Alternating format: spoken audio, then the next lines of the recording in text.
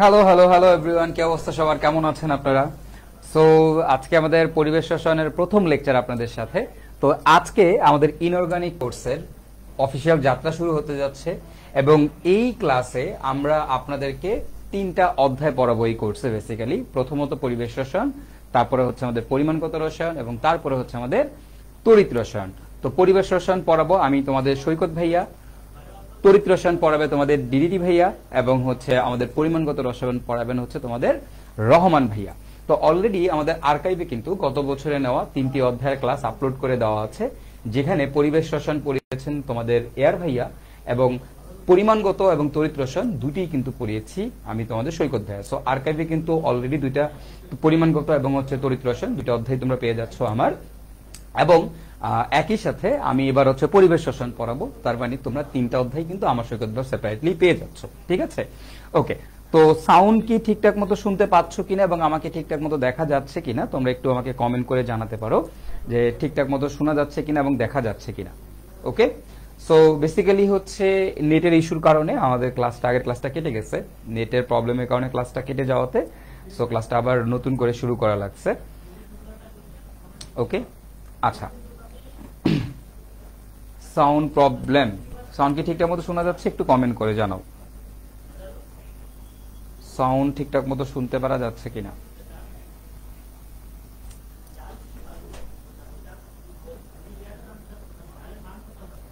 কি অবস্থা ব্রো? ওয়ালাইকুম আসসালাম। না, শুট লাইভ লাইভ। সমস্যা হচ্ছে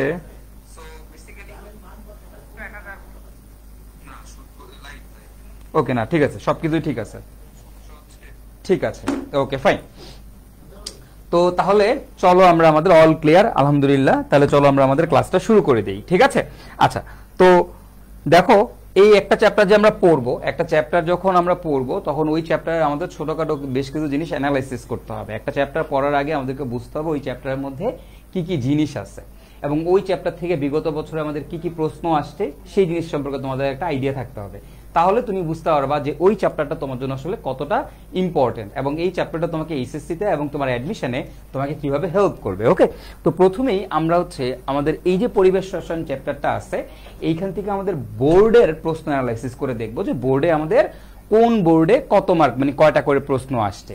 ঠিক আছে, তো তুমি একটা জিনিস খেয়াল করে দেখো যে আমাদের যে যদি তুমি বোর্ড কোশ্চেন অ্যানালাইসিস করো সিকিউর জন্য, তাহলে তুমি দেখবা 2022 সালে ঢাকা বোর্ডে 2টা আসছে, রাজশাহী বোর্ডে 2টা আসছে, কুমিল্লা বোর্ডে 2টা, যশোর বোর্ডে 2টা, চট্টগ্রাম বোর্ডে 2টা, বরিশালে 2, সিলেট 2, দিনাজপুর 2, ময়মনসিংহ 2। খেয়াল করছো প্রতিটা থেকেই কিন্তু কয়টা করে প্রশ্ন আসতেছে? 2টা 2টা, 2 2 2 2 2। খেয়াল করে দেখছো? আচ্ছা, এবং 2019 সালে এখান থেকে একটা ছিল, এখান থেকে 2টা, রাজশাহী বোর্ডে 2টা ছিল। তো অন এন এভারেজ বলা যাচ্ছে যে আসলে তোমার এইখান থেকে অলমোস্ট তুমি 2টা সিকিউ পেয়ে যাচ্ছ, শুধুমাত্র এই পরিবেশ রসায়ন থেকেই তুমি 2টা সিকিউ পেয়ে যাবে। ঠিক আছে, তো রাফলি তুমি মোটামুটি ধরে রাখো পরিবেশ রসায়ন থেকে এমসিকিউ এবং সবকিছু মিলায় অলমোস্ট তুমি 20 মার্কসের মতো পাবা। ওকে, 15 থেকে 20 মার্ক তুমি পাচ্ছ, এটা শিওর এই একটা চ্যাপ্টার থেকে। তো এই চ্যাপ্টারটা কিন্তু একটু ইজি আছে কম্পারেটিভলি, বেশ সহজ একটা চ্যাপ্টার, বাট এইখানে কনসেপচুয়াল অনেক জিনিস আছে যেগুলা তোমরা ঠিক মতো পড়ো না বা পড়ো নাই বা তোমাদেরকে পড়ায় না। সো দ্যাটস ওয়াই তোমাদের কাছে বেশ কিছু জিনিস বেশ কঠিন লাগে এবং বিশেষ করে অ্যাডমিশনে গিয়ে এই চ্যাপ্টারে তোমরা সব থেকে বেশি প্যারা খাও। তোমাদের কাছে মনে হয় যে সব থেকে ইজি চ্যাপ্টার হচ্ছে এটা, রাইট? কিন্তু অ্যাডমিশনে সব থেকে বেশি প্যারাও খাও হচ্ছে এইটাতেই। কেন এটাতে প্যারাটা খাও? ওই যে কনসেপ্ট ক্লিয়ার না। তোমরা জাস্ট অঙ্ক করে যাও, কয়েকটা সিম্পল অঙ্ক করে যাও, মনে করো আমার পরিবেশ রসায়ন শেষ, আমি বয়েলের সূত্র পারি, চার্লসের সূত্র পারি, আমার পরিবেশ রসায়ন শেষ। ব্যাপারটা কিন্তু এরকম না, এখানে অনেক বেশ কিছু জিনিস আছে যেটা তোমাকে বুঝতে হবে, ফিল করতে হবে। তো আমাদের টার্গেটই হচ্ছে তোমাদেরকে ফিল করে পড়াবো, কম সময়ে পড়াবো, কম সময়ে ম্যাক্সিমাম জিনিস পড়াবো এবং প্রতিটা কনসেপ্ট ধরে ধরে তোমাদেরকে ভাইয়া বুঝাই দিব, তোমাদেরকে এই পরিবেশ রসায়নের কিন্তু বস বানাই দেবো ইনশাল্লাহ। ঠিক আছে, তো কথা হচ্ছে, তো তুমি তো দেখলা যে আসলে বোর্ডে অন এন এভারেজ কেমন প্রশ্ন আসে, তাই না?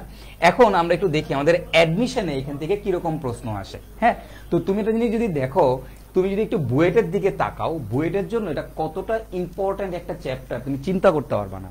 আমরা বুয়েটে সবাই মনে করি যে অর্গানিক কেমিস্ট্রি, পরিমাণগত রসায়ন, অন্য চ্যাপ্টারগুলোর প্রতি আমরা অনেক বেশি ফোকাস দেই, হোয়ারেজ আমরা পরিবেশ রসায়নের প্রতি ফোকাস দেই না, অথচ এইখান থেকে সব থেকে বেশি প্রশ্ন আসে। তুমি যদি অ্যানালাইসিস করে দেখো যে অন্যান্য যে কোনো চ্যাপ্টারের তুলনায়, অর্গানিক বাদে অন্যান্য যে কোনো চ্যাপ্টারের তুলনায় পরিবেশ রসায়ন থেকে সব থেকে বেশি প্রশ্ন আসে। তুমি দেখো বুয়েট ভর্তি পরীক্ষাতে এমসিকিউ আসছে 22টা এই শুধুমাত্র পরিবেশ রসায়ন থেকে, এবং রিটেনে আসছে কয়টা দেখো তো 42টা। মানে বুঝতে পারতেছো কয়টা আসছে রিটেন? 42। Can you imagine? 42টা রিটেন আসছে বিগত বছরগুলোতে বুয়েট ভর্তি পরীক্ষা এই চ্যাপ্টার থেকে। এবং তুমি যদি 18-19 সেশনে দেখো এই পরিবেশ রসায়ন থেকে 4টা প্রশ্ন আসছে, শুধু পরিবেশ রসায়ন থেকে 4টা প্রশ্ন, মানে 40 মার্ক। ভাবা যায়? ভাবা যায়?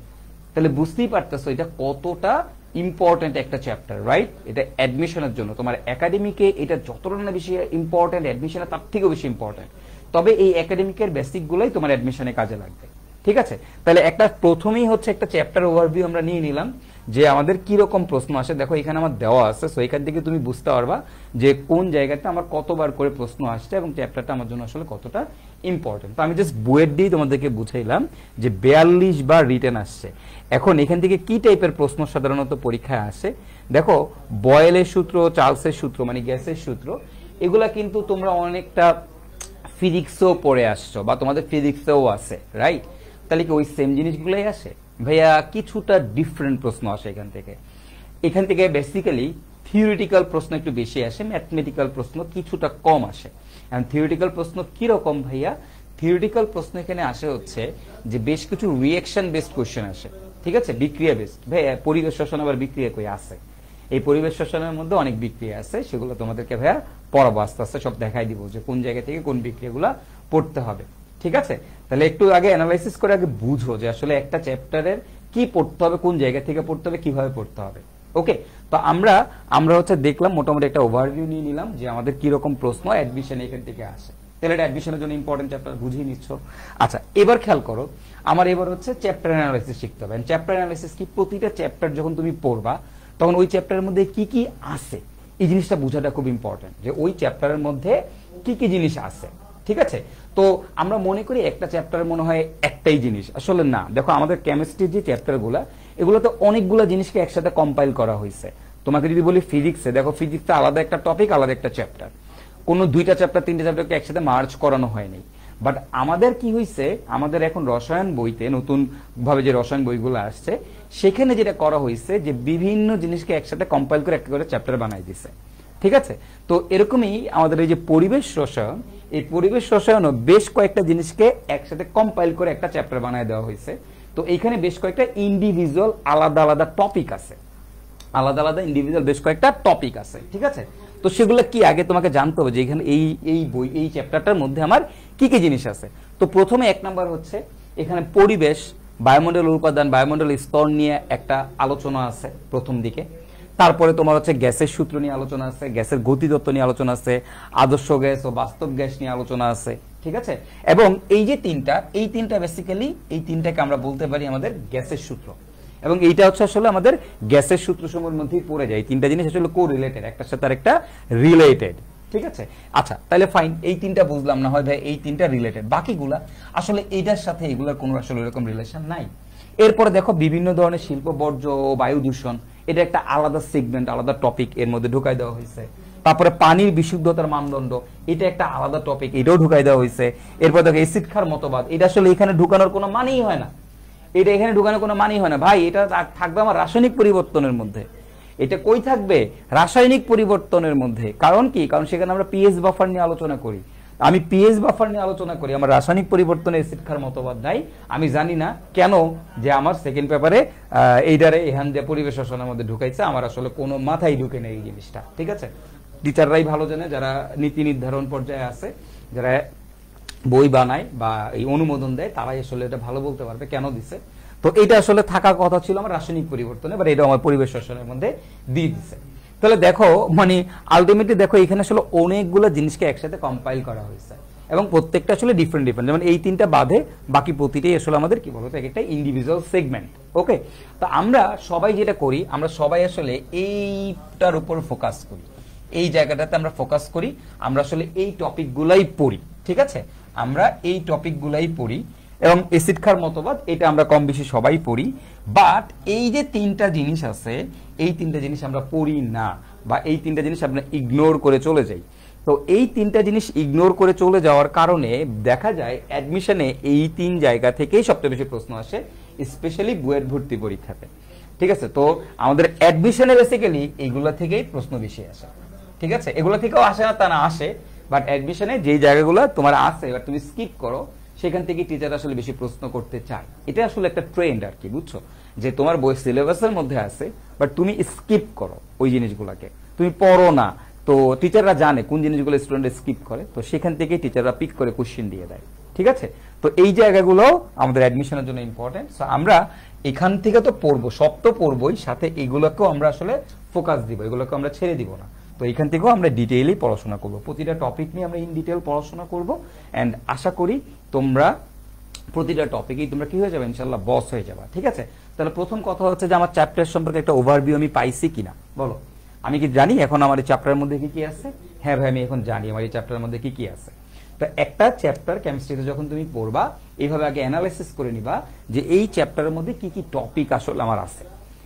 যখন তুমি এভাবে সেগমেন্ট করে ফেলবা, তখন না তোমার চ্যাপ্টারটা পড়তেও তোমার মানে কমফোর্ট লাগবে, আরাম লাগবে, তুমি জানো। আদারওয়াইজ তুমি যদি নাই জানো, তাহলে তুমি দেখবা পড়তে গেলে আরে একবার এটা বলতেছে, আরেকবার আরেকটা টপিক চলে আসছে, এরপর আরেকটা টপিক চলে আসছে, তুমি মিলাইতে পারবা না, তোমার কাছে সব জগা খিচুড়ি লেগে যাবে। ঠিক আছে, তো তুমি আগে এইটা বুঝো যে আমার কি কি থাকে একটা চ্যাপ্টারের মধ্যে। এটা যে কোনো চ্যাপ্টার পড়তে গেলেই এভাবে অ্যানালাইসিস করে পড়তে হয় আসলে।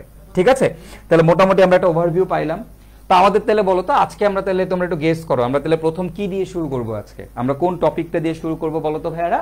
আমরা প্রথমেই শুরু করব আমাদের আজকে এই যে বিখ্যাত পরিবেশ এবং বায়ুমণ্ডলের উপাদান ও স্তর, অর্থাৎ বায়ুমণ্ডলের উপাদান ও স্তর এবং পরিবেশ নিয়ে আমরা ফার্স্টে বেসিক্যালি আলোচনা করব। ঠিক আছে, তো আমরা এইভাবে সেগমেন্ট ওয়াইজ আস্তে আস্তে আমাদের ক্লাসগুলো কন্টিনিউ করব, এন্ড প্রতিটা ক্লাস করে ইনশাল্লাহ তোমরা প্রতিটা টপিকেরই বস হয়ে যাবে। ওকে, তাহলে আজকে আমরা বেসিক্যালি এই পরিবেশ, বায়ুমণ্ডলের উপাদান ও বায়ুমণ্ডলের স্তর নিয়ে আলোচনা করব।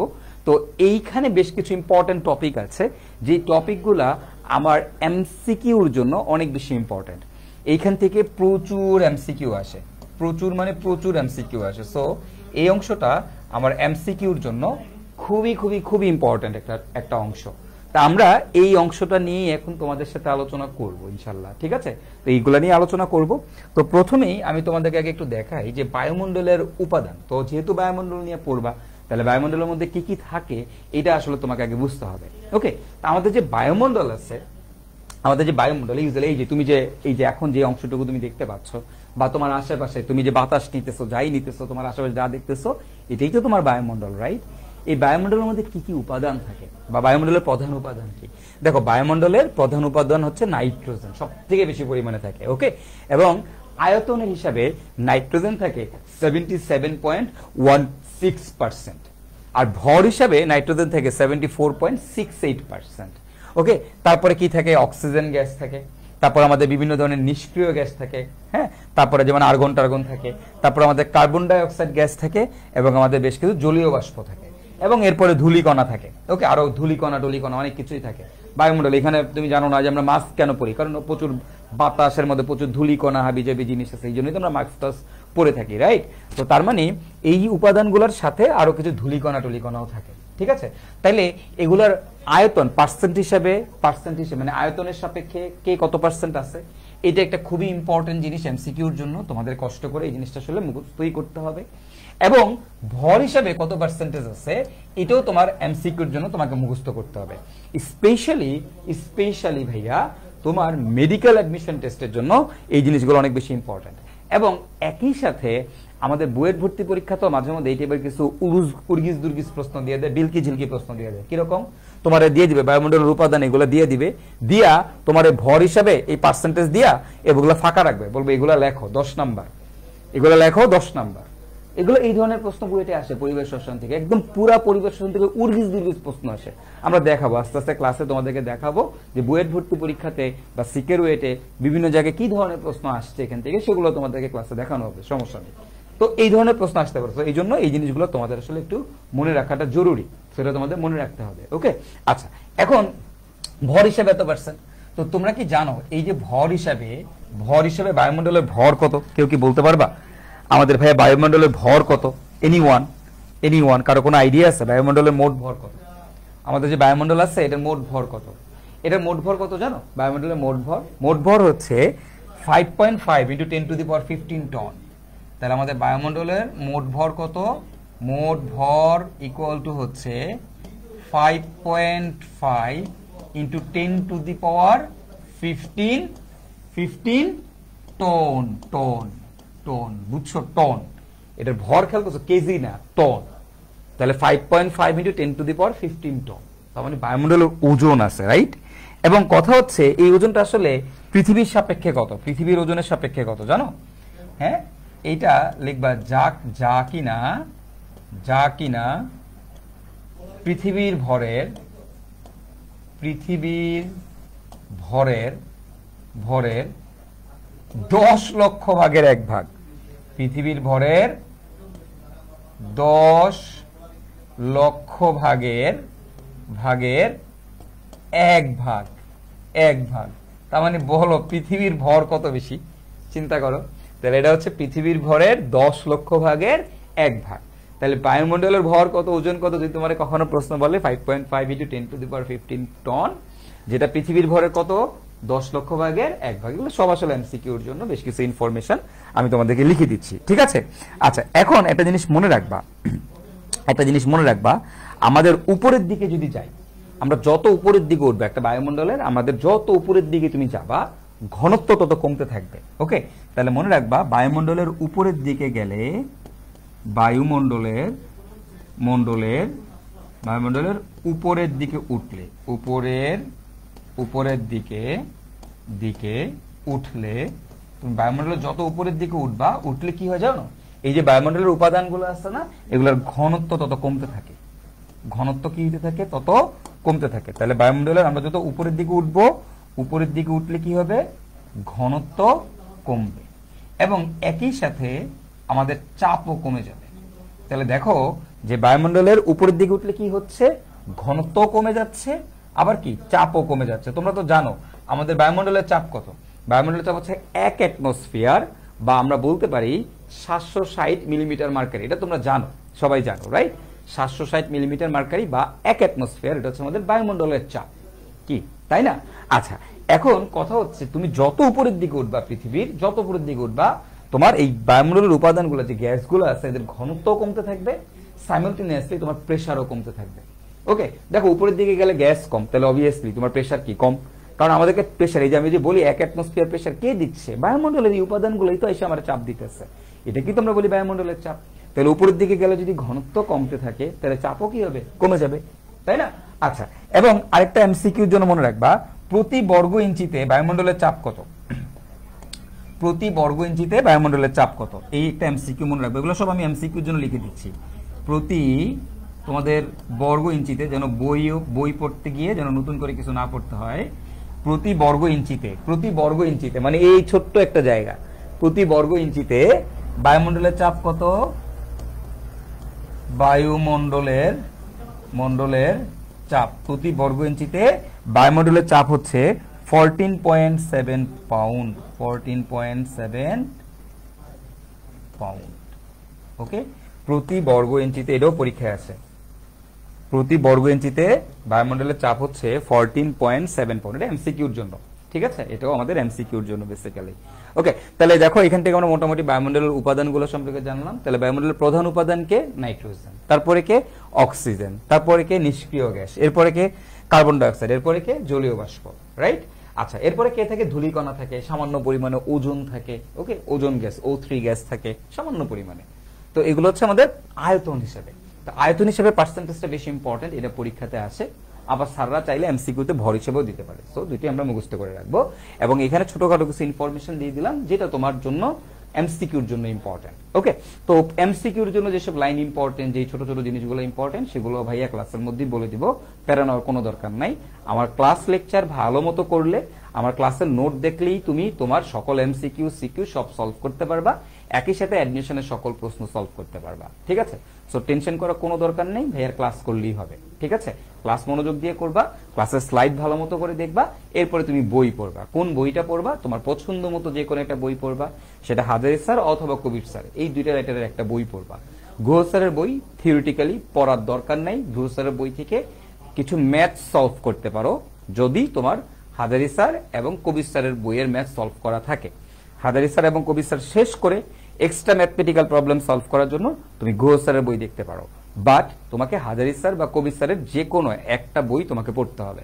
কোনটা পড়বা? যেটা তোমার ভালো লাগে, তোমার যেটা ভালো লাগে তুমি সেটাই পড়ো, কোনো সমস্যা নেই। এই দুইটা বই হচ্ছে স্ট্যান্ডার্ড বুক। এখন তোমরা অনেকে অন্যান্য বই পড়তে পারো, কোনো সমস্যা নেই। অনেকে হইতে পারে যে গুহ স্যার পড়তে পারো, কোনো সমস্যা নেই, দ্যাটস গ্রেট, ভালো, তুমি আরো কঠিন জিনিস পড়তেছো, আরো বেশি জিনিস পড়তেছো, কোনো অসুবিধা নেই তাতে, ঠিক আছে। বাট অ্যাটলিস্ট কবির স্যার বা হাজারী স্যার পড়তে হবে, এবং এটাকে আমি প্রেফার করি, তুমি ইদার কবির স্যার অথবা হাজারী স্যার এই দুইটা বইয়ের একটা বই পড়ো। এর মধ্যে আমার পার্সোনাল সাজেশন হচ্ছে কবির স্যারের বই পড়া, কারণ খুবই সহজ ভাষায় লেখা এবং খুবই দরকারি ইনফরমেশন ছাড়া বেশ কিছু ইনফরমেশন দেওয়া নাই, দরকারি জিনিসগুলোই দেওয়া আছে। সো কবির স্যারের বইটা পড়ার জন্য খুবই ভালো, মানে রিডিং করার জন্য খুবই ভালো একটা বই। সো কবির স্যারের বই পড়তে পারো, সব থেকে সহজ। আমার সবসময় সাজেশন থাকে যেটা সব থেকে সহজ ওইটাই তুমি আগে পড়ো, ওইটা থেকেই প্রশ্ন আসবে। মানে প্রশ্ন এমন না যে কঠিন বই পড়লে ওইখান থেকে প্রশ্ন আসবে, না, যেটা সব থেকে সহজ বই সেটা থেকেই বেসিক্যালি প্রশ্নগুলো হয়, সেটা ভালো মতো পারলে অটোমেটিক্যালি পেরে যাবে। আর তোমার এক্সট্রা যা যা লাগবে সেগুলো তো সব ভাইয়ের স্লাইডই থাকবে। তা আমার স্লাইড ভালো মতো আগে পড়বা, তারপরে তুমি বই পড়বা, ঠিক আছে? ওকে, এরপরে তুমি বই সলভ করবা, ঠিক আছে ভাইরা? চলো, তা আমরা মোটামুটি একটা ওভারভিউ নিলাম। এখন আমরা সব থেকে গুরুত্বপূর্ণ যে টপিকটা নিয়ে আলোচনা করব সেটা হচ্ছে আমাদের বায়ুমণ্ডলের স্তর। বায়ুমণ্ডলের স্তর, ঠিক আছে? তো আমাদের এই বায়ুমণ্ডলের স্তর কয়টা? বেসিক্যালি বায়ুমণ্ডলের স্তর হচ্ছে 4টা। বায়ুমণ্ডলের স্তর কয়টা বলো তো? 4টা। তো স্তর, এই স্তর বা বায়ুমণ্ডলের যে স্তরগুলো আছে এগুলোকে বলা হয় মণ্ডল বা স্ফিয়ার। কি বলে বলতো? ইংরেজিতে বলা হয় স্ফিয়ার, বা বাংলায় বলা হয় মণ্ডল। ইংরেজিতে বলা হয় স্ফিয়ার, বাংলায় বলা হয় কি বলতো? মণ্ডল। মণ্ডল একই কথা, বা স্তর একই কথা, বাট ইংরেজিতে কি বলে? স্পিয়ার বলে, স্পিয়ার। ওকে, আচ্ছা, তাহলে এখন দেখো, এই যে আমাদের পৃথিবী আছে, এই যে পৃথিবী, এটা হচ্ছে আমাদের পৃথিবী। আমি ধরে নিলাম দিস ওয়ান, এটাকে আমরা বলবো আমাদের পৃথিবী। ওকে, এটাকে আমরা বলবো আমাদের পৃথিবী। পৃথিবী, ওকে, ফাইন। তাহলে দিস ওয়ান নাম কি? নাম হচ্ছে পৃথিবী।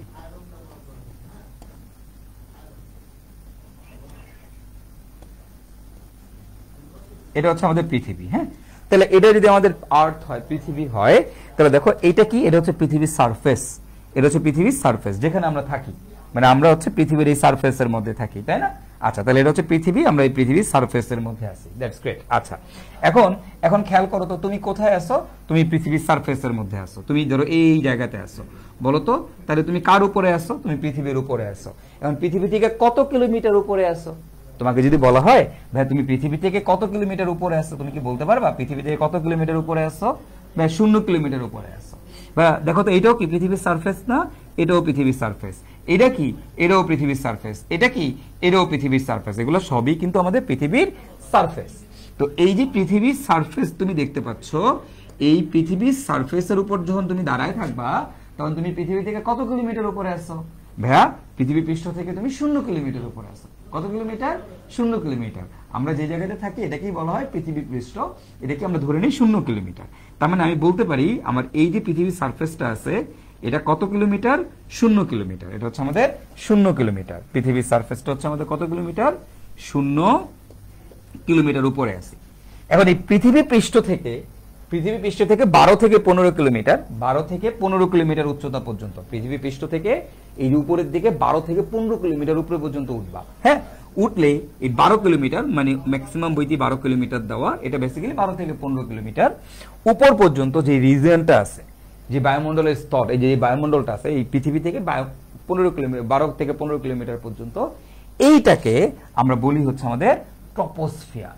ট্রপোস্ফিয়ার বা ট্রপোমণ্ডল, এটাকে আমরা কি বলি বলতো ভাইয়ার? আমাদের ট্রপোস্ফিয়ার বলি। তাহলে এই যে রিজিয়নটা তুমি দেখতে পাচ্ছ পৃথিবী থেকে, এটা কিন্তু একদম চারপাশ দিয়ে সব জায়গা দিয়ে আছে, হ্যাঁ, তাই না? আমরা এইদিকে আছি, তাহলে আমাদের উপরে ওই আমার একদম অপোজিট সাইডে যে আমেরিকার মানুষজন আছে তাদের উপরে, পৃথিবী তো গোল তোমরা জানো।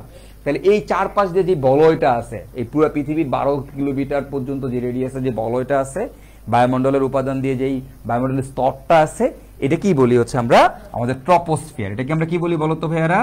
এটাকে আমরা বলি আমাদের ট্রপোস্ফিয়ার। নাম কি? ট্রপোস্ফিয়ার। ওকে, আমি আর স্ফিয়ার লিখলাম না, জাস্ট ট্রপো লিখলাম, ঠিক আছে? এটাকে আমরা বলি আমাদের ট্রপোস্ফিয়ার। হ্যাঁ, এই 12 কিলোমিটার থেকে 50 কিলোমিটার পর্যন্ত, 12 কিলোমিটার থেকে কত কিলোমিটার ভাইয়ারা বলতো? 50 কিলোমিটার উচ্চতা পর্যন্ত তোমার যে স্তরটা আছে, এটাকে বলা হয় স্ট্র্যাটোস্ফিয়ার। এটার নাম কি? স্ট্র্যাটোস্ফিয়ার। ঠিক আছে, তো আমরা এটাকে স্ট্র্যাটো লিখলাম, আমি সংক্ষেপে কি লিখলাম? স্ট্র্যাটোস্ফিয়ার লিখলাম না, স্ট্র্যাটো লিখলাম। ওকে, আচ্ছা, এরপরে 50 কিলোমিটার থেকে 80 কিলোমিটার পর্যন্ত, 50 কিলোমিটার থেকে 80 কিলোমিটার উচ্চতা পর্যন্ত এই যে স্তরটা আছে এটাকে বলা হয় মেসোস্ফিয়ার। কি বলা হয় বলতো? মেসোস্ফিয়ার। ওকে, 80 কিলোমিটার থেকে এই 500 কিলোমিটার পর্যন্ত যে স্তরটা আছে এইটাকে আমরা বলি হচ্ছে থার্মোস্ফিয়ার বা আয়নোস্ফিয়ার। কি বলা হয় বলতো? থার্মো বা আয়নোস্ফিয়ার, থার্মো বা আয়নোস্ফিয়ার। এবং এই 500 কিলোমিটার পর থেকে যেটা আছে এইটাকে আমরা বলি আমাদের এক্সোস্ফিয়ার। এক্সোস্ফিয়ার। ঠিক আছে, আমি এক্সোস লিখে রাখলাম। ঠিক আছে, জাস্ট এক্সোস্ফিয়ার লিখে রাখলাম। এক্সোস একটু সুন্দর মতো লিখে দেই, এক্সোস। এক্সোস্ফিয়ার এখানে লেখার জায়গা আছে, সেই জায়গায় লিখি এক্সোস্ফিয়ার। ওকে, তাহলে দেখো এই 500 কিলোমিটারের পর থেকে যা আছে, 500 কিলোমিটারের পর থেকে উপরে যা আছে এই পুরাটাকে বলি হচ্ছে আমরা আমাদের এক্সোস্ফিয়ার। তাহলে বায়ুমণ্ডলের স্তর হচ্ছে কয়টা বেসিক্যালি বলো তো? 4টা। ট্রপোস্ফিয়ার, স্ট্র্যাটোস্ফিয়ার, মেসোস্ফিয়ার, আর এটা কি থার্মোস্ফিয়ার বা আয়নোস্ফিয়ার। এবং এই এক্সোস্ফিয়ার নিয়ে আমরা আসলে অত বেশি পড়াশোনা করি না। ওইখানে বেসিক্যালি বিভিন্ন ধরনের সোলার উইন্ড ওগুলো থাকে, সোলার রেডিয়েশন থাকে, প্লাজমা টাজমা অনেক কিছু থাকে, ওইটা নিয়ে আমরা স্টাডি করবো না। আমরা হচ্ছে বেসিক্যালি এই জোনটা নিয়ে আলোচনা করব, এই 4টা স্তর নিয়ে হচ্ছে আমরা আলোচনা করব, এই 4টা স্তর নিয়ে হচ্ছে আমরা পড়াশোনা করব। ওকে, এখন তাহলে 0 থেকে 12 এটার নাম কি? ট্রপো। তারপর 12 থেকে 15 50 এটার নাম কি বলতো? স্ট্র্যাটো। আচ্ছা, 50 থেকে 80 এটার নাম কি? মেসো। 80 থেকে 500 এর নাম কি? থার্মো বা আয়নো। এটার নাম কি? থার্মোস্ফিয়ার বা আয়নোস্ফিয়ার। আচ্ছা, খুবই ভালো কথা গেল। এখন কথা হচ্ছে ভাই এগুলো আলাদা করলো কেমনে? মানে বায়ুমণ্ডল তো সবই তো দেখতে এক, উপরের দিকে তাকাইলে তো দেখি সবই এক, তো এদেরকে আলাদা আলাদা ভাই কি বুঝে এদেরকে আলাদা করা হয়েছে? মানে কোন কিসের ভিত্তিতে আলাদা করা হয়েছে? ভাই এদেরকে আসলে আলাদা করছে 2টা ক্রাইটেরিয়ার উপর বেস করে। কিসের উপর বলতো? 2টা ক্রাইটেরিয়ার উপর বেস করে এদেরকে আলাদা করা হয়েছে। প্রথমত উপাদান।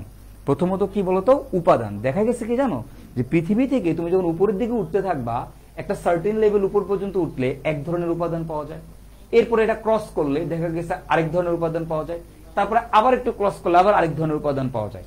অর্থাৎ বিভিন্ন জায়গায় বায়ুমণ্ডলে বিভিন্ন জায়গায় বিভিন্ন ধরনের উপাদান আছে, বিভিন্ন ধরনের পদার্থ আছে।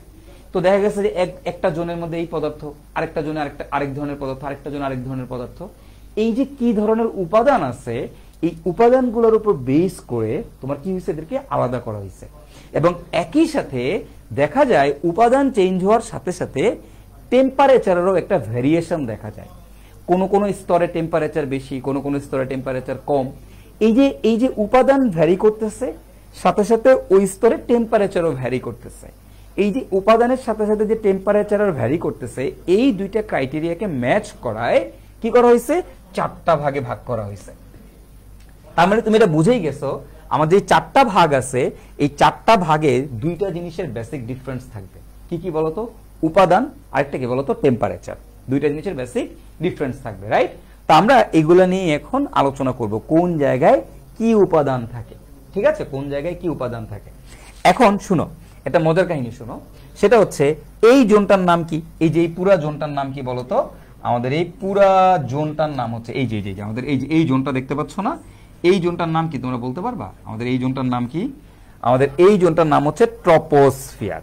এই পুরা অঞ্চলটার নাম হচ্ছে ট্রপোস্ফিয়ার। ওকে, আচ্ছা, আমার যে এই জোনটা আছে দেখো, এই যে এই জোনটা, এই পুরা জোনটা হচ্ছে আমাদের স্ট্র্যাটোস্ফিয়ার। এই এতটুকু পর্যন্ত এই পুরাটাকে আমরা বলবো হচ্ছে আমাদের স্ট্র্যাটোস্ফিয়ার। এই পুরা জোনটার নাম হচ্ছে স্ট্র্যাটোস্ফিয়ার, রাইট? আচ্ছা, এখন শুনো, এই পুরা জোনটার নাম হচ্ছে স্ট্র্যাটোস্ফিয়ার, এই পুরা জোনটার নাম হচ্ছে ট্রপোস্ফিয়ার, রাইট? তো এই যে হলুদ দাগটা, এই হলুদ দাগটার দিকে তাকায় দেখো তো। এই যে আমাদের হলুদ দাগটা তুমি দেখতে পাচ্ছ, হলুদ দাগগুলা, এই দাগগুলাকে বলা হয় হচ্ছে এদের সংযোগস্থল, মানে ট্রপোস্ফিয়ার আর স্ট্র্যাটোস্ফিয়ারের সংযোগস্থল, তাই না? এই দাগটা কি সংযোগস্থল না? এই যে সংযোগস্থল আছে এই সংযোগস্থলের আবার একটা আলাদা নাম আছে, আলাদা নাম আছে। এই যে দাগগুলা এদেরকে বলা হয় পোজ। কি বলা হয় বলতো? পোজ বলা হয়। তো এই দাগটার নাম হচ্ছে ট্রপোপোজ। এটার নাম কি? ট্রপোপোজ। ট্রপোপোজ, ট্রপোপোজ। ওকে, আচ্ছা তাহলে ভাই বলো তো এই দাগটার নাম কি? এই দাগটার নাম হচ্ছে স্ট্র্যাটোস, স্ট্র্যাটোপোজ, পোজ। ঠিক আছে, বলো তাহলে এই দাগটার নাম কি? এটার নাম হচ্ছে মেসোপোজ। এটার নাম হচ্ছে আমাদের মেসো, এটার নাম কি বলতো? নাম হচ্ছে মেসোপোজ। তাহলে এই যে হলুদ দাগটা তুমি দেখতে পাচ্ছ, এই হলুদ দাগটার নাম হচ্ছে মেসোপোজ। ঠিক আছে, এটার নাম হচ্ছে মেসোপোজ। তাহলে দেখো এটার নাম হচ্ছে আমাদের ট্রপোপোজ।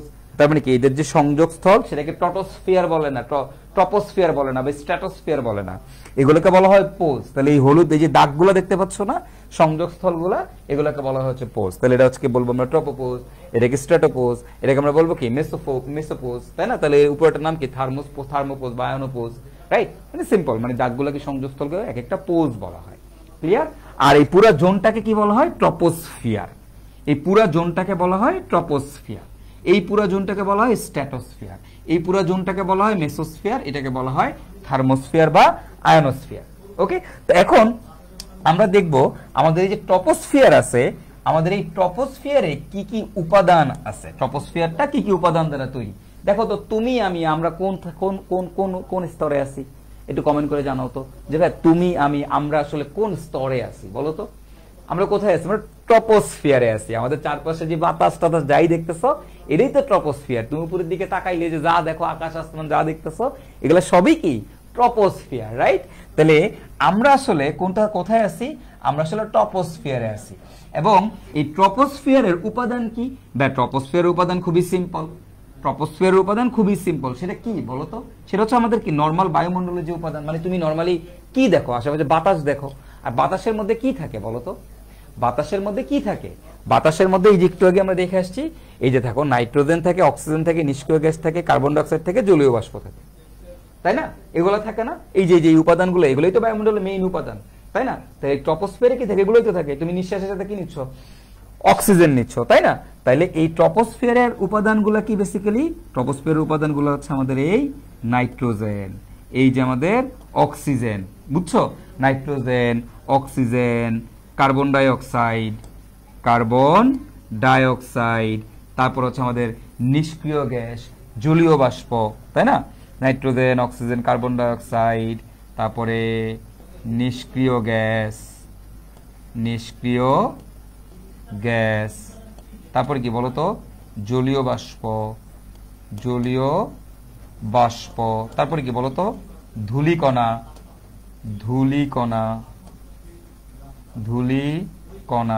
ওকে, তারপরে কি? মেঘ, বৃষ্টি, যা দেখো এগুলা সব কই হয় বলতো? সব হচ্ছে আমাদের ট্রপোস্ফিয়ারে হয়। ওকে, সব কি হয়? ট্রপোস্ফিয়ারে হয়। এবং এই জায়গাতে এটা জিনিস লিখে রাখো, এই জায়গাতে সেটা হচ্ছে অল্প ওজন, অল্প O3 ওজন, হ্যাঁ, অল্প পরিমাণে ওজন। এটাকে বেশি ছোট ছোট হয়ে যাচ্ছে লেখা, কোনো সমস্যা নাই, তোমরা আগে ভালো মতো বুঝো, ঠিক আছে? তোমরা ভালো মতো বুঝো, যখন পিডিএফটা পাবা তখন সুন্দর মতো নোট করে নিও। সামান্য O3, সামান্য পরিমাণ ওজন, নাইট্রোজেন, অক্সিজেন, কার্বন ডাইঅক্সাইড এগুলাই মেইনলি থাকে, কিছু পরিমাণ নিষ্ক্রিয় গ্যাস থাকে, জলীয় বাষ্প থাকে, তারপরে কি থাকে বলতো? ধূলিকণা থাকে, হ্যাঁ, মেঘ থাকে, বৃষ্টি থাকে, এই জিনিসগুলো থাকে এইখানে। তাহলে মেঘ, বৃষ্টি, ঝড়, তুফান কই হয় বলতো? মেঘ, বৃষ্টি, ঝড়, তুফান কই হয়? মেঘ, বৃষ্টি, ঝড়, তুফান হচ্ছে আমাদের ট্রপোস্ফিয়ারে হয়। কই হয় বলতো? ট্রপোস্ফিয়ারে হয়। তো যেহেতু মেঘ, বৃষ্টি, ঝড়, তুফান সব ট্রপোস্ফিয়ারে হয়, তাই এটাকে বলা হয় ক্ষুব্ধ বায়ুমণ্ডল। কি বলা হয় বলতো? এটাকে বলা হয় ক্ষুব্ধ বায়ুমণ্ডল, এটাকে আমরা বলি ক্ষুব্ধ বায়ুমণ্ডল। তার মানে আমাদের যে ট্রপোস্ফিয়ার আছে, এই ট্রপোস্ফিয়ারের আরেকটা নাম কি বলতো? ক্ষুব্ধ বায়ুমণ্ডল, ঠিক আছে? ক্ষুব্ধ বায়ুমণ্ডল, ট্রপোস্ফিয়ারের আরেকটা নাম হচ্ছে আমাদের ক্ষুব্ধ বায়ুমণ্ডল। ট্রপোস্ফিয়ারের উপাদান কি কি ভাই? মেইন উপাদান হচ্ছে নাইট্রোজেন, অক্সিজেন, কার্বন ডাইঅক্সাইড, নিষ্ক্রিয় গ্যাস, জলীয় বাষ্প, ধূলিকণা, মেঘ, বৃষ্টি, ঝড়, তুফান যা আছে সব এখানে থাকে, এবং সামান্য পরিমাণে ওজন থাকে, হ্যাঁ। এই যে সামান্য পরিমাণ ওজন, এটাকে আমরা একটু রেড মার্ক করে রাখবো। এই সামান্য পরিমাণ ওজনকে আমরা একটু রেড মার্ক করে রাখবো। কেন রেড মার্ক করে রাখতেছি একটু পরে আমরা এটা নিয়ে আলোচনা করব, তখন বুঝতে পারবো যে এখানে সামান্য পরিমাণ ওজন আছে, এই ওজনের কি সমস্যা। ঠিক আছে, আচ্ছা আপাতত এটাকে আমরা একটু রেড মার্ক করে রাখলাম। তাহলে দেখো মোটামুটি আমরা একটা আইডিয়া পেলাম আমাদের ট্রপোস্ফিয়ারের উপাদান কি, এবং এই ট্রপোস্ফিয়ারে কি থাকে, এই যে মেঘ বৃষ্টি ধূলিকণা থাকে, তাই এখানে কি হয়, প্রচুর ঝড় তুফান হয়, সকল কিছু হয়, তাই এটাকে বলা হয় ক্ষুব্ধ বায়ুমণ্ডল। ওকে, যদি বলে হয় কেন ক্ষুব্ধ বায়ুমণ্ডল বলা হয়, এগুলো তোমাদের ক নাম্বার বা খ নাম্বারের প্রশ্ন আসে, তো আশা করি এখন ব্যাখ্যা করতে পারবা কেন এটাকে ক্ষুব্ধ বায়ুমণ্ডল বলে। এখন একটা ইন্টারেস্টিং জিনিস এটা তোমরা নোট করে রাখবা, সেটা হচ্ছে এই যে বায়ুমণ্ডলের উপাদান, এই যে বায়ুমণ্ডলের উপাদান তোমরা দেখতে পাচ্ছ না, এদেরকে দেখতে পাচ্ছ না, এগুলা কিন্তু পুরো বায়ুমণ্ডলের সব জায়গাতেই ছড়ায় ছিটে আছে। এগুলা কিন্তু পুরো বায়ুমণ্ডলের সব জায়গাতেই আছে, এখানেও আছে, পুরো সব জায়গাতেই এই উপাদানগুলা কিন্তু আছে। বাট এগুলা মেইনলি মানে 70%, পুরো বায়ুমণ্ডলের 70% এই আমাদের যে উপাদানগুলো 70% ট্রপোস্ফিয়ারে থাকে। মানে বায়ুমণ্ডলে যে উপাদান আছে এগুলো তো পুরো বায়ুমণ্ডলের সব জায়গাতেই ছড়ায় ছিটে থাকার কথা, মানে এইগুলোতে স্ট্র্যাটোস্ফিয়ার মেসোস্ফিয়ার সব জায়গাতেই থাকার কথা, রাইট? হ্যাঁ, সব জায়গাতেই ছড়ায় ছিটে আছে, বাট এই বায়ুমণ্ডলের উপাদানের 70%ই আছে হচ্ছে আমাদের ট্রপোস্ফিয়ারের মধ্যে। তাহলে বায়ুমণ্ডলের আমরা যে উপাদানগুলো সেকে চিনি, এগুলো মেইনলি কই থাকে, মেইনলি সব হচ্ছে আমাদের ট্রপোস্ফিয়ারে থাকে, মেইনলি কই থাকে, ট্রপোস্ফিয়ারে থাকে। ক্লিয়ার, আশা করি তোমরা এইটুকু বুঝতে পারিছো। ওকে ফাইন, তাহলে আমরা কোন জায়গায় কি উপাদান আছে এগুলোকে একটু জেনে নিই। এবার আসো স্ট্র্যাটোস্ফিয়ার। এই স্ট্র্যাটোস্ফিয়ারের উপাদান কি জানো? স্ট্র্যাটোস্ফিয়ারের উপাদান কি? আমাদের এই স্ট্র্যাটোস্ফিয়ারের মেইনলি কি থাকে জানো? মেইনলি স্ট্র্যাটোস্ফিয়ারে মেইনলি ওজোন থাকে, মেইনলি কি থাকে, ওজোন থাকে, এবং এখানে সামান্য পরিমাণ ওজনের সাথে সামান্য পরিমাণে অক্সিজেন থাকে আর হচ্ছে নাইট্রোজেন থাকে, সামান্য পরিমাণ অক্সিজেন আর নাইট্রোজেন থাকে। বাট স্ট্র্যাটোস্ফিয়ার মেইনলি কি থাকে, মেইনলি হচ্ছে ওজোন থাকে। স্ট্র্যাটোস্ফিয়ার মেইনলি কি থাকে, ওজোন থাকে, এবং এইখানে কোনো জলীয় বাষ্প থাকে না, এইখানে আমাদের কোনো মেঘ বৃষ্টি কিচ্ছু থাকে না, এখানে মেইনলি কি থাকে, ওজোন থাকে, সামান্য অল্প কিছু পরিমাণ অক্সিজেন নাইট্রোজেন থাকে, বাট মেইনলি থাকে কি, ওজোন। তো এই জায়গাতে যেহেতু মেঘ বৃষ্টি তুফান জলীয় বাষ্প দেওয়া কিচ্ছু নাই, জলীয় বাষ্প থাকলে সে না এখানে কি হবে, বৃষ্টি তুফান হবে, তাই না? জলীয় বাষ্পই নাই, তাই এইটাকে আমরা কি বলি বলতো, এই জোনটাকে আমরা বলি আমাদের শান্ত বায়ুমণ্ডল। তাহলে এই যে আমাদের স্ট্র্যাটোস্ফিয়ার আছে, এটার নাম কি, এটার নাম হচ্ছে শান্ত বায়ুমণ্ডল আর এটার নাম কি, ক্ষুব্ধ বায়ুমণ্ডল। ঠিক আছে, তাহলে ট্রপোস্ফিয়ার হচ্ছে ক্ষুব্ধ বায়ুমণ্ডল আর স্ট্র্যাটোস্ফিয়ার হচ্ছে আমাদের শান্ত বায়ুমণ্ডল। ঠিক আছে, আশা করি বুঝতে পারছি। আচ্ছা, তাহলে স্ট্র্যাটোস্ফিয়ার মেইনলি কি দ্বারা গঠিত, ওজোন দ্বারা গঠিত, আপাতত এটা মনে রাখতে হবে। আচ্ছা, তাহলে এখানে ওজোন লেয়ার থাকে, পুরাটাই আসলে ওজোন দিয়ে গঠিত, এই পুরাটাই ওজোন দিয়ে গঠিত। ঠিক আছে, আচ্ছা এবার আসলে আমাদের মেসোস্ফিয়ার। আর আমাদের মেসোস্ফিয়ারের উপাদান কি ভাইয়া? মেসোস্ফিয়ারের উপাদান হচ্ছে, এইখানে উপাদান হচ্ছে মেইনলি ওই বায়ুমণ্ডলের উপাদানই। কি কি থাকে বলতো? এই দেখো অক্সিজেন থাকে, তারপর আমার এখানে কি থাকে, নাইট্রোজেন থাকে, তারপর আমার এখানে কি থাকে, ওজোন থাকে, হ্যাঁ, তারপর আমার কি থাকে, এখানে কিছু হালকা কিছু পরিমাণ আয়ন থাকে, অর্থাৎ আমার এই জায়গাতে এরকম NO+, তারপরে O2+, কিছু পরিমাণ আয়ন থাকে। তাহলে মেইনলি এখানেও কি থাকে, oxygen, nitrogen, ozone, NO+, O2+, মানে একটু কিছু পরিমাণ আয়ন থাকে, আর এই উপাদানগুলো দ্বারাই আসলে মেসোস্ফিয়ার গঠিত। একটা জিনিস খেয়াল করে দেখো, অক্সিজেন, নাইট্রোজেন আর ওজোন এরা কিন্তু সবগুলা স্তরই কমন। এখানেও অক্সিজেন, নাইট্রোজেন আছে, ওজোন আছে, এখানে পুরোটাই ওজোন, সামান্য পরিমাণ অক্সিজেন, নাইট্রোজেন আছে, এখানে কি আছে, অক্সিজেন আছে, নাইট্রোজেন আছে, এবং কি আছে, ওজোন আছে। এটাও কি আছে, কিরকম ওজোন আছে, সামান্য পরিমাণ। এই ওজনটা হচ্ছে সামান্য পরিমাণ ওজোন আছে। ঠিক আছে, ওজোন আছে সামান্য পরিমাণ। তাহলে ওজোন মেইনলি কই থাকে, মেইনলি সবচেয়ে বেশি ওজোন কই থাকে, স্ট্র্যাটোস্ফিয়ারে থাকে। আর আমাদের মেসোস্ফিয়ারে ওজোন থাকে খুবই কম, অল্প কিছু পরিমাণ ওজোন থাকে। তাহলে এখানে মেইনলি থাকে অক্সিজেন, নাইট্রোজেন, NO+, O2+। ঠিক আছে, এটা হচ্ছে আমাদের মেসোস্ফিয়ারের উপাদান। ঠিক আছে, কোন স্তরের উপাদান কি এটা আমাদের জানতে হবে।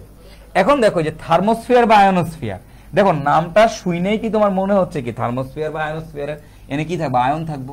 এখানে আয়ন থাকে, কি কি আয়ন থাকে, এই দেখো অক্সিজেন, O2+, তারপর হচ্ছে আমাদের O+, হ্যাঁ, তারপরে হচ্ছে তোমার মনে করো যে আমাদের এই জায়গাতে থাকে হচ্ছে NO+, মানে অর্থাৎ সব আয়ন থাকে, অক্সিজেন ও নাইট্রোজেন গঠিত যৌগের আয়ন থাকবে এই জায়গাতে।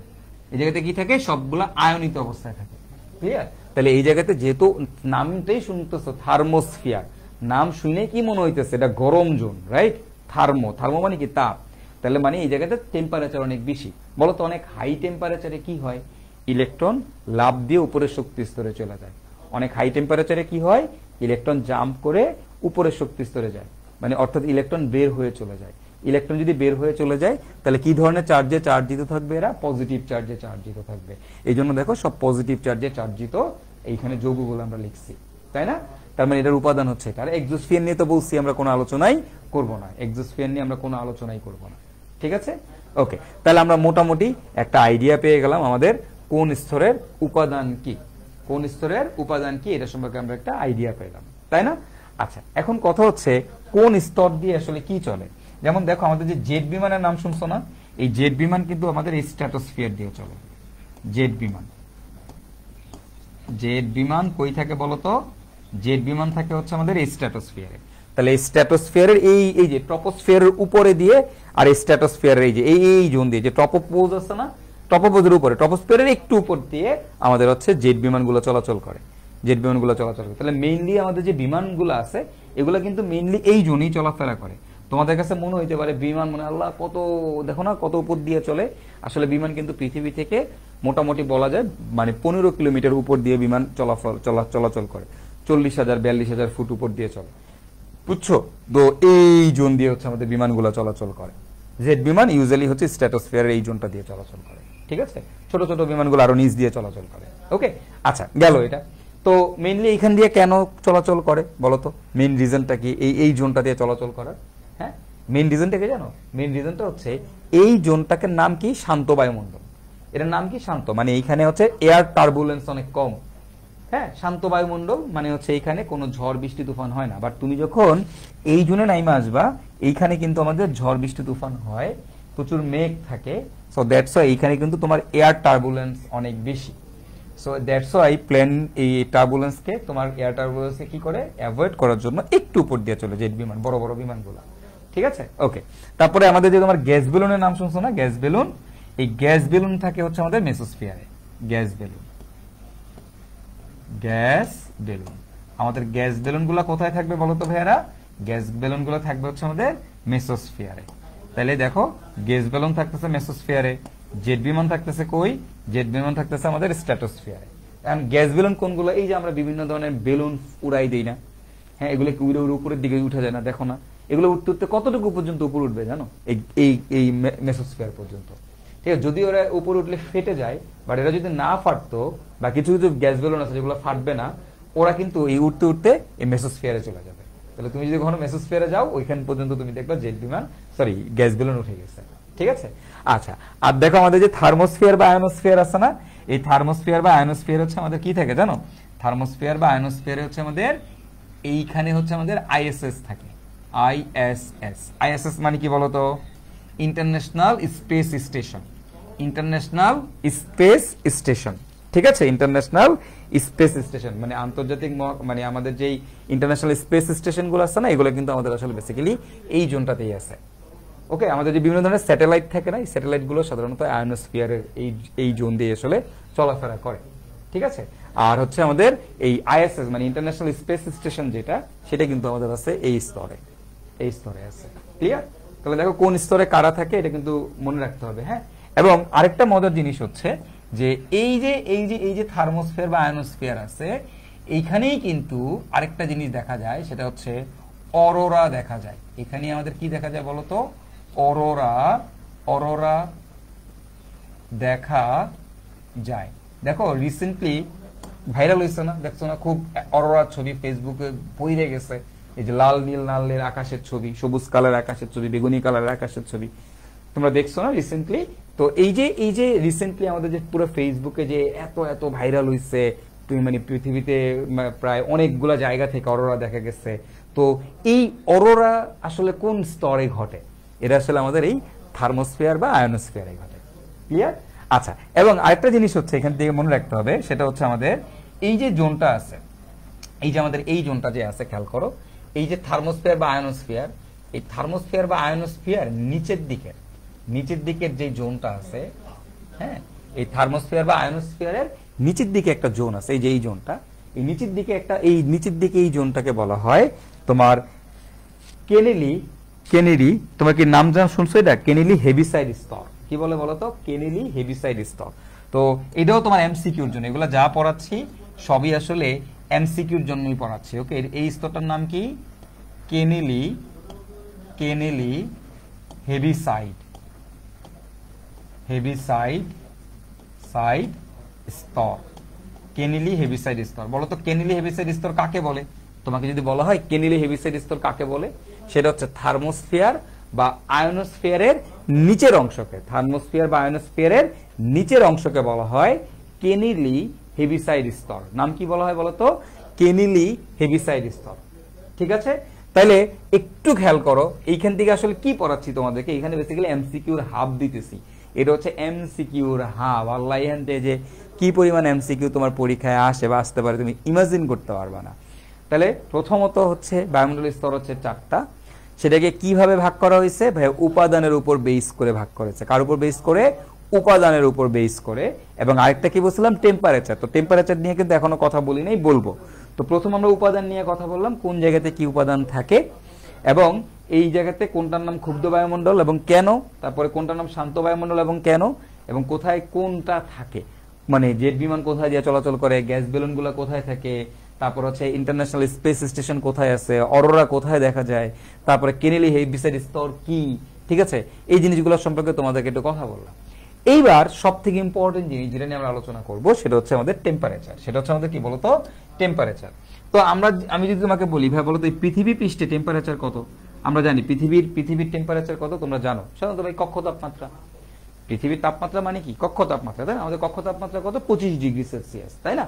তো আসলে পৃথিবী পৃষ্ঠের গড় তাপমাত্রা তুমি যদি হিসাব করো, গড় তাপমাত্রা আসলে 25 ডিগ্রি সেলসিয়াস না, গড় তাপমাত্রা হচ্ছে তোমার 15 ডিগ্রি সেলসিয়াস। কত বলো তো? 15 ডিগ্রি সেলসিয়াস। পৃথিবী পৃষ্ঠের গড় তাপমাত্রা 25 ডিগ্রি না, কত ডিগ্রি? 15 degree Celsius. ঠিক আছে, এটা গড় তাপমাত্রা হচ্ছে তোমাদের 15 ডিগ্রি সেলসিয়াস। আচ্ছা, এখন একটু জিনিস দেখো যে পৃথিবী পৃষ্ঠের গড় তাপমাত্রা 15 ডিগ্রি। হ্যাঁ, কেন? আমরা তো 25 ডিগ্রি জানি। হ্যাঁ, 25 ডিগ্রি আমরা কক্ষ তাপমাত্রা ধরি, বা এভারেজ করলে পুরো পৃথিবীর টেম্পারেচারকে এভারেজ করলে সেটা 15 ডিগ্রি সেলসিয়াস আসে। তা আমরা এখানে ধরে নিলাম পৃথিবী পৃষ্ঠের টেম্পারেচার হচ্ছে 15 ডিগ্রি সেলসিয়াস। এখন দেখো এই পৃথিবী থেকে তুমি যত উপরের দিকে যাচ্ছ, ওই উপরে কি আছে? সূর্য আছে। আমার উপরে কি আছে বলো তো? এখানে কি আছে? সূর্য, সূর্য, সূর্য, সূর্য আছে, সূর্য আছে, সূর্য বাবাজি আছে। তাহলে দেখো আমি পৃথিবী পৃষ্ঠ থেকে যত উপরের দিকে উঠবো তত কি আমি সূর্যের কাছাকাছি যাচ্ছি না? সূর্যের কাছাকাছি যাচ্ছি। তাহলে আমি যদি সূর্যের কাছাকাছি যাই তাহলে বলো তো আমার টেম্পারেচার কি বাড়বে না কমবে? খুব সিম্পল। আমার কি গরম বেশি? দেখো আমি এখানে আছি, আমি সূর্যের কাছাকাছি যাচ্ছি, তাহলে কি আমার গরম বেশি লাগবে না কম লাগবে? ভাই এক্স্যাক্টলি রাইট, তোমরা ঠিক ধরেছো। গরম কি লাগবে? বেশি লাগবে, রাইট? তাহলে পৃথিবী থেকে উপরের দিকে উঠলে কি হবে? টেম্পারেচার বাড়তে থাকবে। পৃথিবী থেকে উপরের দিকে উঠলে টেম্পারেচার বাড়তে থাকবে, তাই না? কিন্তু আসলে না, না ভাইয়া না। এই পৃথিবী পৃষ্ঠে টেম্পারেচার 15 ডিগ্রি, তুমি যদি এই উপরের দিকে উঠলে এই যে ট্রপোস্ফিয়ারের একদম হাইয়েস্ট চূড়ায় এইখানে টেম্পারেচারটা হচ্ছে -55 ডিগ্রি সেলসিয়াস। টেম্পারেচার কমে যাচ্ছে। তুমি যত উপরের দিকে উঠবা টেম্পারেচার তত কমবে। পৃথিবী থেকে যত উপরের দিকে উঠবা টেম্পারেচার তত কমতে থাকে। এখন তো তুমি বলবো যে কে ভাই পৃথিবী থেকে উপরের দিকে উঠলে টেম্পারেচার কমবো কে? ভাই পৃথিবী থেকে উপরে উঠলে টেম্পারেচার কমে। পৃথিবী থেকে উপরের দিকে উঠলে টেম্পারেচার কমে কেন? ভাই সূর্যের কাছাকাছি যাচ্ছে, তাহলে টেম্পারেচার বাড়ার কথা। কিন্তু ঘটনাটা আসলে এরকম না। কেন না আগে বুঝো। দেখো যে তোমার আর আমার, এই যে আমি যে উপরের দিকে উঠতেছি পৃথিবীর উপরের দিকে, এইদিকে কি আছে বলতো? বলতো কে আছে? ভাই বাতাস আছে। কে আছে বলতো? বাতাস আছে। বাতাস মানে কি? বাতাস মানে অক্সিজেন, নাইট্রোজেন, কার্বন ডাইঅক্সাইড, এগুলো হচ্ছে আমাদের বাতাস। আমাদের বাতাসের মধ্যে তো এগুলাই থাকে, তাই না? তাহলে আমি যখন পৃথিবী থেকে উপরের দিকে উঠতেছি, ট্রপোস্ফিয়ারের মধ্যে যখন উপরের দিকে উঠতেছি, তখন আমি কি বাতাসটা দেখতে পাচ্ছি? বা জীবনে শুনছো বাতাস গরম হয়? বাতাস লাগলে কি লাগে? আমাদের ঠান্ডা লাগে, তাই না? বাতাস লাগলে ঠান্ডা লাগে, বাতাস কি গরম না? তাহলে আমাদের যে পৃথিবীর যে উপাদানগুলো আছে এরা কি সূর্য থেকে আসা আলোক রশ্মিকে শোষণ করে? না ভাইয়া। পৃথিবীর আমার যে উপাদানগুলো আছে, যে অক্সিজেন, নাইট্রোজেন, কার্বন ডাইঅক্সাইড যারা আছে এরা কিন্তু আমার সূর্য থেকে আসা কোনো আলোক রশ্মিকে এরা শোষণ করে না। ভাই কেউ যদি তাপ শোষণ করে তাহলে সেটা গরম হয়, কেউ যদি তাপ শোষণ না করে তাহলে সে কেন গরম হবে? শক্তি শোষণ করলে তুমি উত্তপ্ত হয়ে যাবা। তাহলে দেখো আমাদের যে পৃথিবীর যে উপাদানগুলো আছে এগুলা কিন্তু আমাদের শক্তি শোষণ করছে না। সো দ্যাটস ওয়াই এরা কিন্তু গরম না। তাহলে গরম কে? গরম হচ্ছে পৃথিবীর সারফেস। এই যে পৃথিবীর সারফেস আছে না, এই পৃথিবীর সারফেস হচ্ছে তোমার গরম, এই জায়গাটা হচ্ছে তোমার গরম। কেন ভাইয়া পৃথিবীর সারফেসটা কেন গরম? দেখো এটা খুবই সিম্পল জিনিস। দেখো পৃথিবীর সারফেসের উপরে যে উপাদানগুলো আছে এরা হচ্ছে সূর্য থেকে আসা আলোক রশ্মিকে শোষণ করে। তুমি একটা জিনিস দেখবা, তুমি খালি পায়ে তুমি দেখবা গরমকালে তুমি ছাদের উপর গিয়ে দেখো তো, দেখবা আরে ছাদ কি গরম। তারপর তুমি যদি একটা পিচ ঢালা রাস্তার উপরে যাও দেখবা আরে কি গরম। মানে অর্থাৎ অর্থাৎ যে আমাদের যে বায়ুমণ্ডলের বিভিন্ন মানে বায়ুমণ্ডলে যে উপাদানগুলো আছে তারা তাপ শোষণ করে না, কে করে? পৃথিবীর সারফেস তাপ শোষণ করে। তাহলে সূর্য থেকে যে আলোক রশ্মিটা তোমার এই যে দিক দিয়ে ভেদ করে যে আসতেছে, এই আলোক রশ্মিটা কে গ্রহণ করতেছে, শোষণ করতেছে? পৃথিবীর সারফেস শোষণ করতেছে, এইখানকার বাতাস শোষণ করতেছে না। তাহলে উত্তপ্ত বা গরমকে, গরম হচ্ছে আমাদের পৃথিবী, গরমকে, গরম হচ্ছে পৃথিবীর সারফেস, গরম হচ্ছে পৃথিবীর সারফেস। এবার চিন্তা করো ভাইয়া, এটা মনে করো তোমার একটা মোম। এখন তুমি মোম থেকে তোমার হাত যত দূরে সরাবা, এই মোম থেকে তোমার হাত যত দূরে সরাবা, তোমার বড় তো তাপমাত্রা কি তত বাড়তে থাকবে না কমতে থাকবে? ভাই তাপমাত্রা তত কমতে থাকবে। তাহলে আমি একটা মোম থেকে হাত, দেখো এখানে মোম, এখানে কিন্তু গরম, আমি এখান থেকে যত দূরে দূরে যাব আমার তাপমাত্রা তত কি থাকবে? কমতে থাকবে, ঠান্ডা লাগতে থাকবে, রাইট? যত কাছাকাছি আসবো তত কি গরম লাগবে। তাহলে এখন তুমি বলো আমার এখানে মোম হিসেবে কে কাজ করতেছে? পৃথিবী। তাহলে পৃথিবী থেকে যত উপরের দিকে যাবা টেম্পারেচার কি হবে? তত কমবে, টেম্পারেচার তত কমবে, ঠিক আছে? তাহলে পৃথিবী থেকে উপরের দিকে গেলে টেম্পারেচার কমে। কোন জায়গায়? ট্রপোস্ফিয়ারে। এখন তুমি খেয়াল করো, এবার একটু তুমি দেখো যে হিমালয়ের চূড়া, দেখো হিমালয়ের চূড়ায় কি বলো তো? বরফ জমা থাকে না? হিমালয়ের চূড়ায় কি বরফ জমা থাকে না? কেন বরফ জমে থাকে? কারণ টেম্পারেচার কি কম। এবং আরেকটা জিনিস তুমি চিন্তা করো, যখন তুমি যখন বাসা, ধরো কেউ যখন বাসা যে খুঁজতে যায়, হ্যাঁ, আমাদের ধরো চাচ্চু, এই চাচ্চু আসো, তুমি আসো, তুমি বলো তুমি যখন বাসা খুঁজো, হ্যাঁ, তুমি কোন জায়গায় থাকতে চাও? গ্রাউন্ড ফ্লোরে থাকতে চাও নাকি তুমি উপরের তলায় থাকতে চাও? মানে কোন জায়গায় তুমি প্রেফার করবা বলো? একদম উপরের তলায় আমি থাকতে চাই না।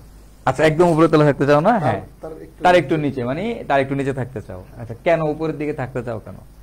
একটু বাতাস থাকে, বাতাস থাকে, ঠান্ডা লাগে। নিচতলায়? নিচতলায় গরম লাগে। গরম লাগে। ওই দেখছো, তোমরা নিজেরাই একটু চিন্তা করে দাও, তোমরাই কিন্তু এটা করো। আমার একটা কোশ্চেন আছে। জি স্যার। এই যে মেঘ বৃষ্টি হয় ট্রপোস্ফিয়ারে, তাই না? আমি ছোটবেলায় আপনার ক্লাস থেকে শিখছি। এখন আমার প্রশ্ন হচ্ছে, এই যে ট্রপোস্ফিয়ার, স্ট্র্যাটো, মেসো, থার্মো, কোন স্পিয়ারে গিয়ে দোয়া করলে এই গরমের মধ্যে বৃষ্টিটা হবে? এত সূত্র শিখাইলেন, এত কিছু শিখাইলেন, অন্তত এইটা ওদেরকে জানানো উচিত এই গরমের মধ্যে কোন স্পিয়ারে বসে আল্লাহর কাছে চাইলে নগদ বৃষ্টিটা পড়বে। আল্লাহর কাছে চাইতে হইলে ওই এক্সোস্ফিয়ার পার হয়ে চলে দেওয়া লাগবে। এইসব স্তরে গিয়ে আল্লাহর কাছে চাইলে লাভ নাই, লাভ নাই না, ওই এক্সোস্ফিয়ার পার হয়ে চলে যাওয়া লাগবে। ঠিক আছে, ওকে, ঠিক আছে। আচ্ছা, তো এবার খেয়াল করো, তাহলে ট্রপোস্ফিয়ারে কি টেম্পারেচার অনেক কম। তার মানে পৃথিবী থেকে যত উপরের দিকে উঠবে টেম্পারেচার কম। দেখো পাহাড়ের চূড়ায় গেলে ঠান্ডা লাগে, রাইট? পাহাড়ের চূড়ায় গেলে দেখবা জ্যাকেট ট্যাকেট নিয়ে যাওয়া লাগে। So this is the reason, basically this is the reason. তো আশা করি তোমরা বুঝতে পারছো কনসেপ্টটা কি, রাইট? আচ্ছা, এখন কথা হচ্ছে তাইলে ভাই, তাহলে এই যে এই ট্রপোস্ফিয়ার থেকে তাহলে স্ট্র্যাটোস্ফিয়ারের দিকে যদি যাই, আবার যদি উপরের দিকে উঠি, টেম্পারেচার কি হবে? তাহলে আরো কমবে। টেম্পারেচার কি হবে বলো তো? আরো কমবে, রাইট? তাহলে এই জায়গায় টেম্পারেচার হবে আমাদের আরো কম, আরো কম। কিন্তু আসলে না, এই জায়গায় টেম্পারেচার আবার বাইরে হয়ে যায় তোমার 0 ডিগ্রি সেলসিয়াস। এই যত উপরের দিকে উঠতেছি এখানে টেম্পারেচারটা কত হয়ে যেতেছে বলো তো? এখানে টেম্পারেচার হয়ে যেতেছে তোমার কত হইতেছে? 0 ডিগ্রি সেলসিয়াস। এই জায়গাতে আমাদের টেম্পারেচার হয়ে যাচ্ছে 0 ডিগ্রি সেলসিয়াস। কত ডিগ্রি সেলসিয়াস? 0 ডিগ্রি। হ্যাঁ, আবার তাপমাত্রা বাড়ছে। কেন ভাই এখানে তাপমাত্রা আবার বাড়লো কে? বুঝলাম না কাহিনী। আজব তো, আপনি তো ভালো না। আমি জানি শিওর তোমরা মনে মনে এগুলাই বলতেছো, আপনি তো ভালো না। হ্যাঁ, দেখো খেয়াল করো, আসো ভাইয়া, আমি আসলেই ভালো না। কারণটা কি খেয়াল করো? কারণ হচ্ছে এই জায়গাটা আমার কিচ্ছু করার নেই। এই যে জোনটা আছে, দেখো এই পুরা জোনটা, এই জোনটার নাম কি বলতো? এই জোনটার নাম হচ্ছে আমাদের স্ট্র্যাটোস্ফিয়ার। এটা কি দিয়ে তৈরি? এটা কি দিয়ে তৈরি? এটা পুরোটা ওজোন দিয়ে তৈরি। এই যে দেখো, এই যে হলুদ কালার দিতে, এগুলো সব হচ্ছে ওজোন। এগুলো সব কি বলতো ভাইয়ারা? Ozone layer. এই পুরাটা হচ্ছে আমাদের ওজনের এরকম একটা লেয়ার দ্বারা গঠিত। এই পুরোটা হচ্ছে আমাদের এরকম একটা ওজনের লেয়ার দ্বারা গঠিত। তার মানে দেখো ঘটনাটা কি দাঁড়াইলো ভাইয়া, আমাদের পৃথিবী কি দ্বারা গঠিত? সরি, এই যে আমাদের ট্রপোস্ফিয়ার কি দ্বারা গঠিত? ওজোন লেয়ার দ্বারা গঠিত। তাহলে এখানে পুরোটাতে কি আছে? ওজোন আছে, পুরোটাতে ওজোন আছে। এখন তুমি ছোটবেলার থেকে পড়ে আসছো ছোটবেলা থেকে পড়ে আসছো যে ওজোন স্তর পৃথিবী আমাদেরকে ক্ষতিকর ইউভি রশ্মি থেকে সুরক্ষা দেয়, ইউভি রশ্মি থেকে আমাদেরকে রক্ষা করে। পড়ছো না ভাই? গ্রিন হাউস গ্যাস, বেটা তুই কত লেখছস ছোটবেলায়, রচনা কত লেখছস গ্রিন হাউস গ্যাস। এবং ওই রচনার মধ্যে একটা লাইন কেউ সবসময় ছিল কি, যে ওজোন স্তর কি করে, ওজোন স্তর পৃথিবীর যে ক্ষতিকর সূর্যের আলো থেকে ক্ষতিকর ইউভি রশ্মিকে আমাদের পৃথিবীতে আসতে দেয় না, ইউভি রশ্মিকে আটকায় ফেলে। তাহলে কি করে? ওজোন স্তর ইউভি রশ্মিকে শোষণ করে। তাহলে আমার এইখানে কি আছে? ওজোন স্তর আছে, ওজোনের লেয়ার আছে এই জায়গাতে মেইনলি পুরোটাই কি ওজোন, এই জায়গাতে মেইনলি পুরোটাই কি ওজোন। তো সূর্যের আলো থেকে যে এই যে সূর্যের আলো থেকে যে খালি আলো হয়, লাইট এমন না, সূর্যের আলো থেকে বিভিন্ন ধরনের রশ্মি আসে, ইউভি রশ্মি আসে, গামা রশ্মি আসে, মহাজাগতিক রশ্মি আসে, আইআর রশ্মি আসে, রেডিও ওয়েভ আসে, মাইক্রোওয়েভ আসে, বহুত কিছু আসে। তো এই সূর্যের আলো থেকে যখন এই রশ্মিগুলো আসে, এর মধ্যে এই ওস্তাদ কি করে, এই স্তরটা কি করে, এই স্তরটা আমার হচ্ছে ইউভি রশ্মিকে শোষণ করে ফেলে। কাকে শোষণ করে ফেলে বলতো? ইউভি রশ্মিকে শোষণ করে ফেলে। তো এ কি করতেছে? ইউভি রশ্মিকে শোষণ করতেছে। তাহলে দেখো আমার এই অঞ্চলের যেই উপাদানগুলো ছিল এরা কিন্তু কাউকে শোষণ করে নাই, এরা কিন্তু যেই আলোটা এখান থেকে ভেদ করে আসছে এদের কাউকে শোষণ করে নাই। ওয়ারেজ এই এরা কি করতেছে? আলো শোষণ করতেছে। কাকে? ইউভি রেকে। তাহলে দেখো যদি ইউভি রেকে শোষণ করে, তাহলে এই জায়গাতে শোষণ হচ্ছে, তাপ সূর্যের আলো শোষণ হচ্ছে, তাহলে এই জায়গাটা কি হবে? গরম হবে। অবভিয়াসলি এই জায়গাটা কি হবে? এই জায়গাতে যেহেতু শোষণ হচ্ছে, এই জায়গাটা কি হবে? কম্পারেটিভলি গরম হবে। এই দেখো এখন তুমি খেয়াল করো, এটা ভেদ করে না ভিতরের দিকে আইবো, এটা ভেদ করে না আলো ভিতরের দিকে আইবো, এটা ভেদ করে না আলো এই দিক এই লেয়ার পর্যন্ত আসবে। তাহলে সবার আগে আলোটা কই পাবে? সবার আগে আলোটা কই? এই লেয়ারটা পাবে না, এই উপরের অঞ্চলটা পাবে না। তাহলে এই উপরের অঞ্চলের তাপমাত্রা কি হবে? বেশি হবে, তাই না? এনে বেশি ইউভি রশ্মি শোষণ হবে। এরপরে কি এইদিকে কি আস্তে আস্তে কমে যাবে। তাহলে এই জন্য দেখো এই নিচের দিকে টেম্পারেচারটা হচ্ছে কম, এই উপরের দিকে টেম্পারেচারটা হচ্ছে বেশি, কারণ উপরের লেয়ার বেশি পরিমাণে ইউভি রে এর প্রতি এক্সপোজড থাকে। ঠিক আছে? এবং একটা মজার জিনিস একটু মনে রাখবা, ইউভি রে হচ্ছে 3 ধরনের, ইউভি রশ্মি হচ্ছে 3 ধরনের। একটাকে বলা হয় ইউভি এ, একটাকে বলা হয় ইউভি বি, এবং আরেকটাকে বলা হয় UV C. UV A, UV B, UV C. Okay, এর মধ্যে সবথেকে খতরনাক, সবথেকে মারাত্মক, সবথেকে খারাপ হইছে ইউভি এ। সবথেকে খারাপ কে বলতো? ইউভি এ।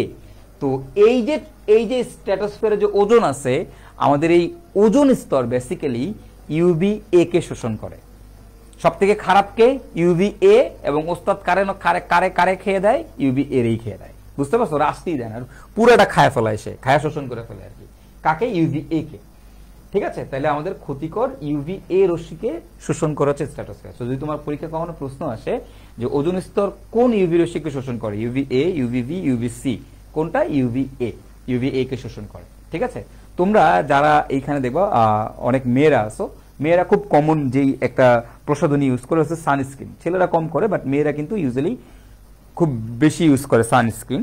তো তোমরা ভালো করে রিলেট করতে পারবা। তোমরা দেখবা যে সানস্ক্রিনগুলো লেখা মানে তোমরা ইউজ করে, এগুলো দেখবা লেখা থাকে UV B protected, UV C protected. খেয়াল করে দেখবা, দেখো এগুলো লেখা থাকে UV B protected, UV C protected. দেখছো?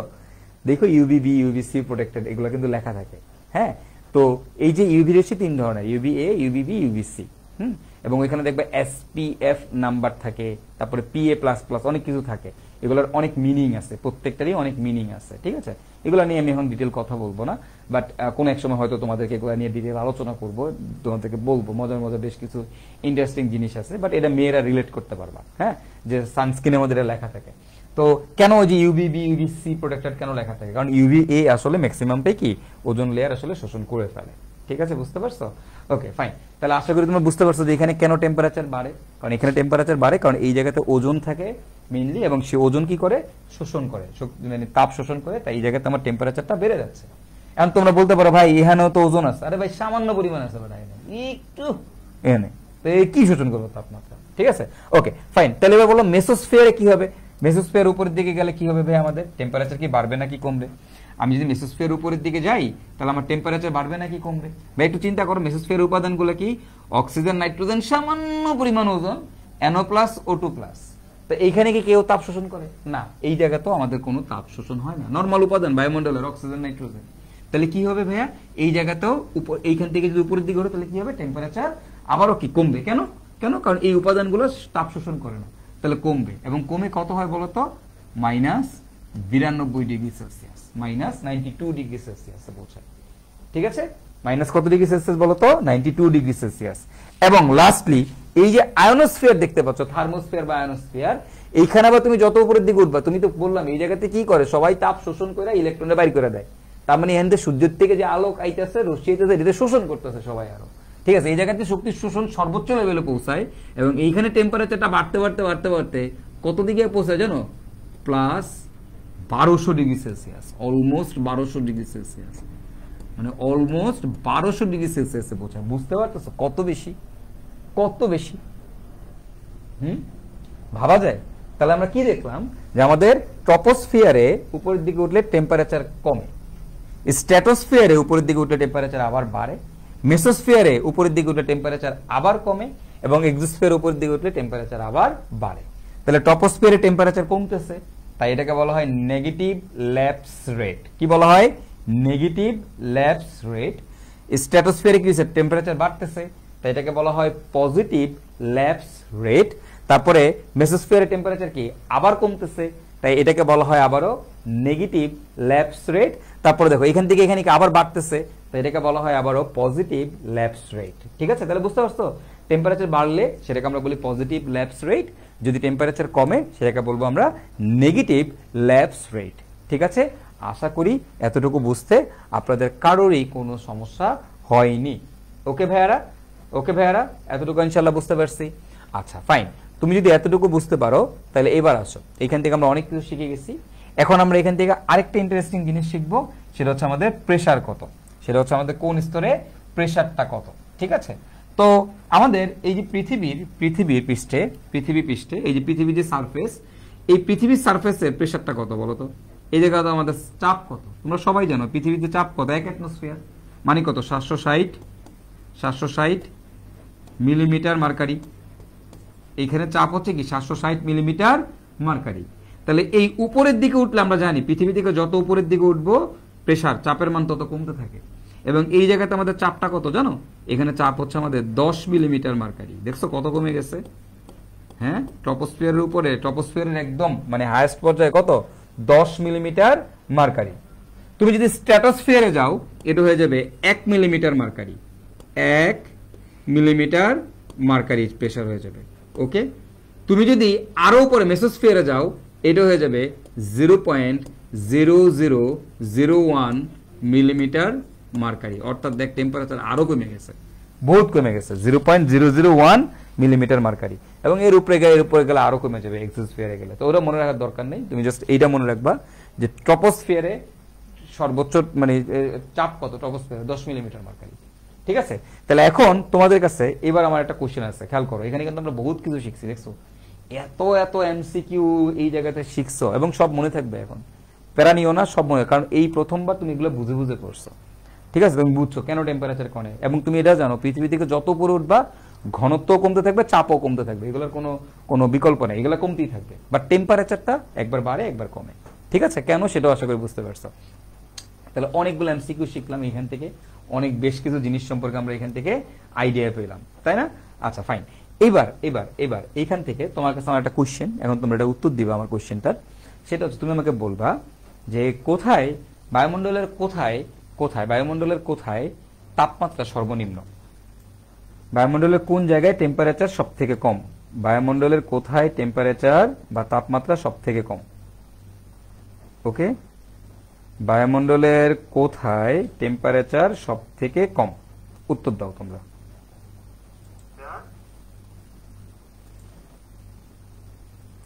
বায়ুমণ্ডলের কোথায়? মেসোস্ফিয়ার। গুড। ওকে, মেসোস্ফিয়ার, হ্যাঁ মেসোস্ফিয়ার। একজন বলছে ট্রপোস্ফিয়ারে বলে টেম্পারেচার সব থেকে কম। আবিদা পিটায় সোজা করে ফেলাম একদম। ট্রপোস্ফিয়ারে নাকি টেম্পারেচার সব থেকে কম, কি বলে এগুলা?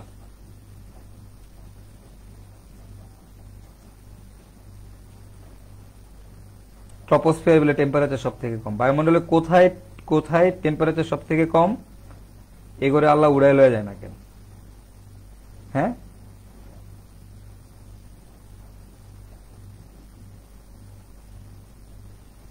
এতক্ষণ ধরে পড়ানোর পরে কয়েকটা গাধায় উত্তর দিতেছে ট্রপোস্ফিয়ারে নাকি কম। এই বায়ুমণ্ডলে কোন স্তরে টেম্পারেচার সব থেকে কম? ও আচ্ছা, লাইভ আটকে গেছিল। ওকে, সরি। দেখো তো ক্লাস ঠিক আছে কিনা এবার।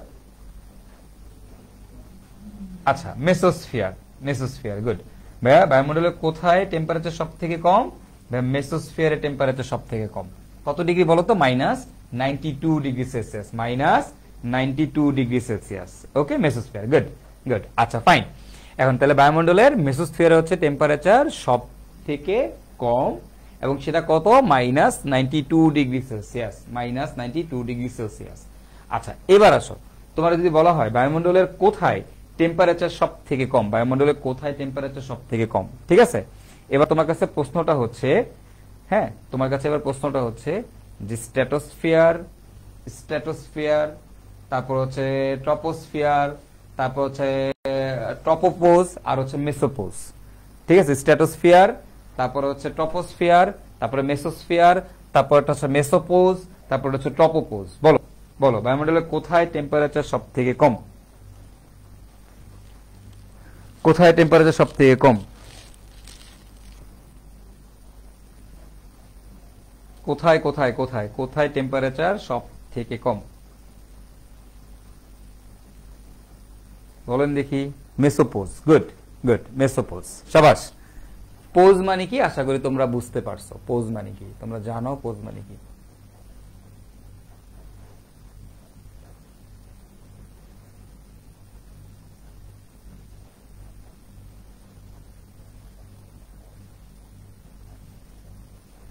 ওকে, আচ্ছা ঠিক আছে।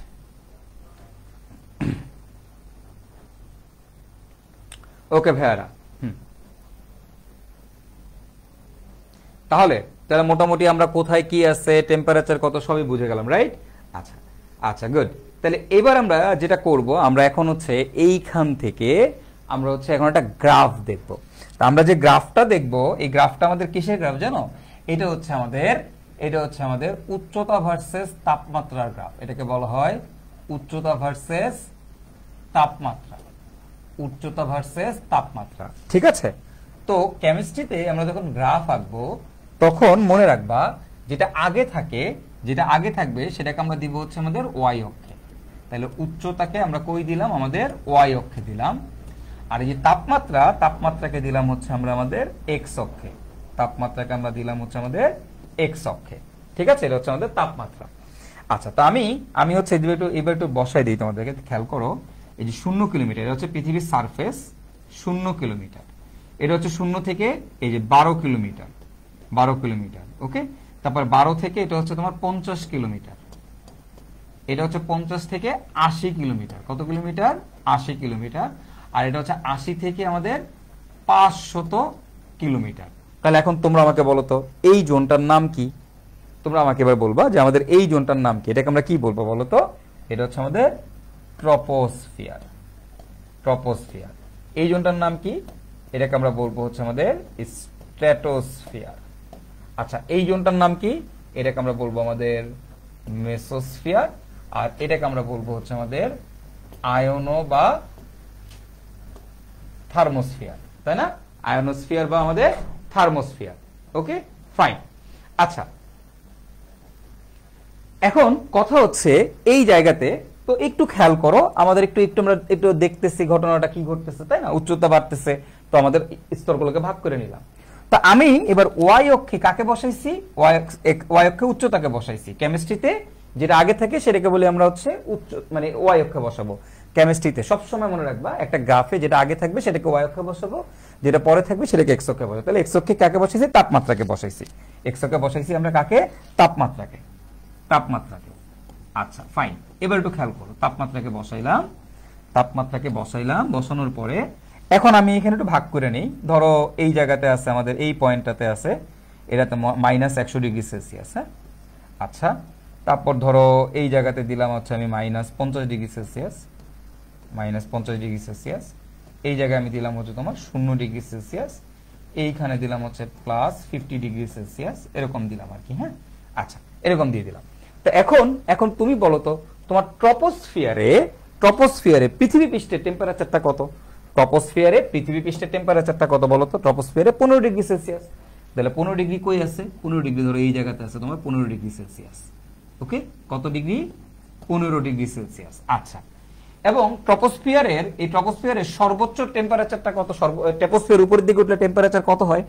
ট্রপোস্ফিয়ারে যত উপরের দিকে উঠবে টেম্পারেচার কমে যাবে। কমে কত হবে? -55 ডিগ্রি। এবার দেখো, একটু খেয়াল করো, এটা হচ্ছে আমার 0 ডিগ্রি সেলসিয়াস। হ্যাঁ, এখন যত উপরের দিকে উঠতেছ টেম্পারেচার তত কমতেছে। দেখো 15 ডিগ্রি সেলসিয়াস ছিল, উপরের দিকে উঠলে টেম্পারেচারটা কমতেছে, কমে কত হয়েছে? -55। তার মানে ধরো এই জায়গাতে আছে -55 ডিগ্রি সেলসিয়াসে আছে।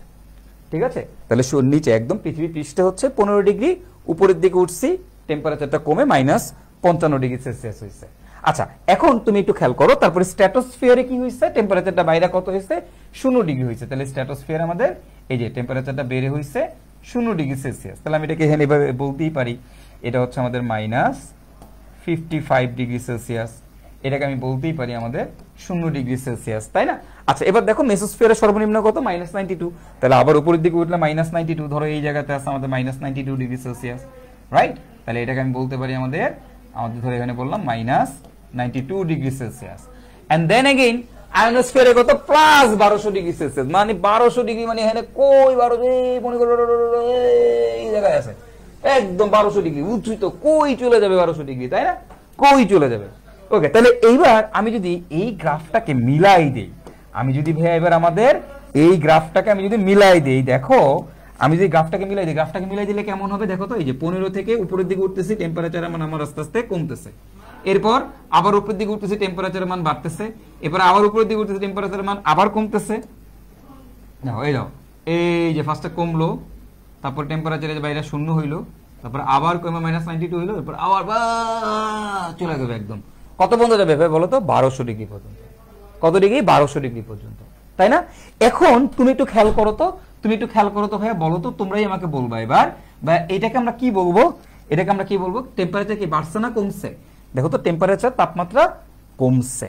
তাপমাত্রা 15 ডিগ্রি থেকে -55-তে আসছে, কমছে। যদি কমে সেটাকে আমরা কি বলি? নেগেটিভ। এটাকে আমরা কি বলি? Negative lapse rate. Negative lapse rate. দেখো এখানে টেম্পারেচার কি বাড়ছে, বাড়লে সেটাকে আমরা কি বলবো? Positive lapse rate. Okay, then দেখো আবার টেম্পারেচার কি কমছে, এটাকে আমরা কি বলবো? আবারও নেগেটিভ ল্যাপস রেট।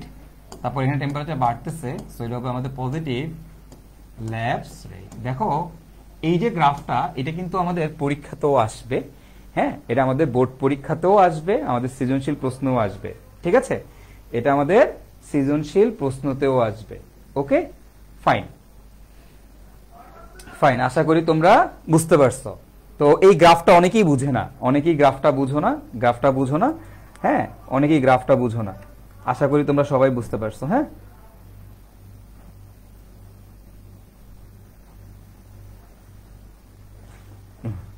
ওকে,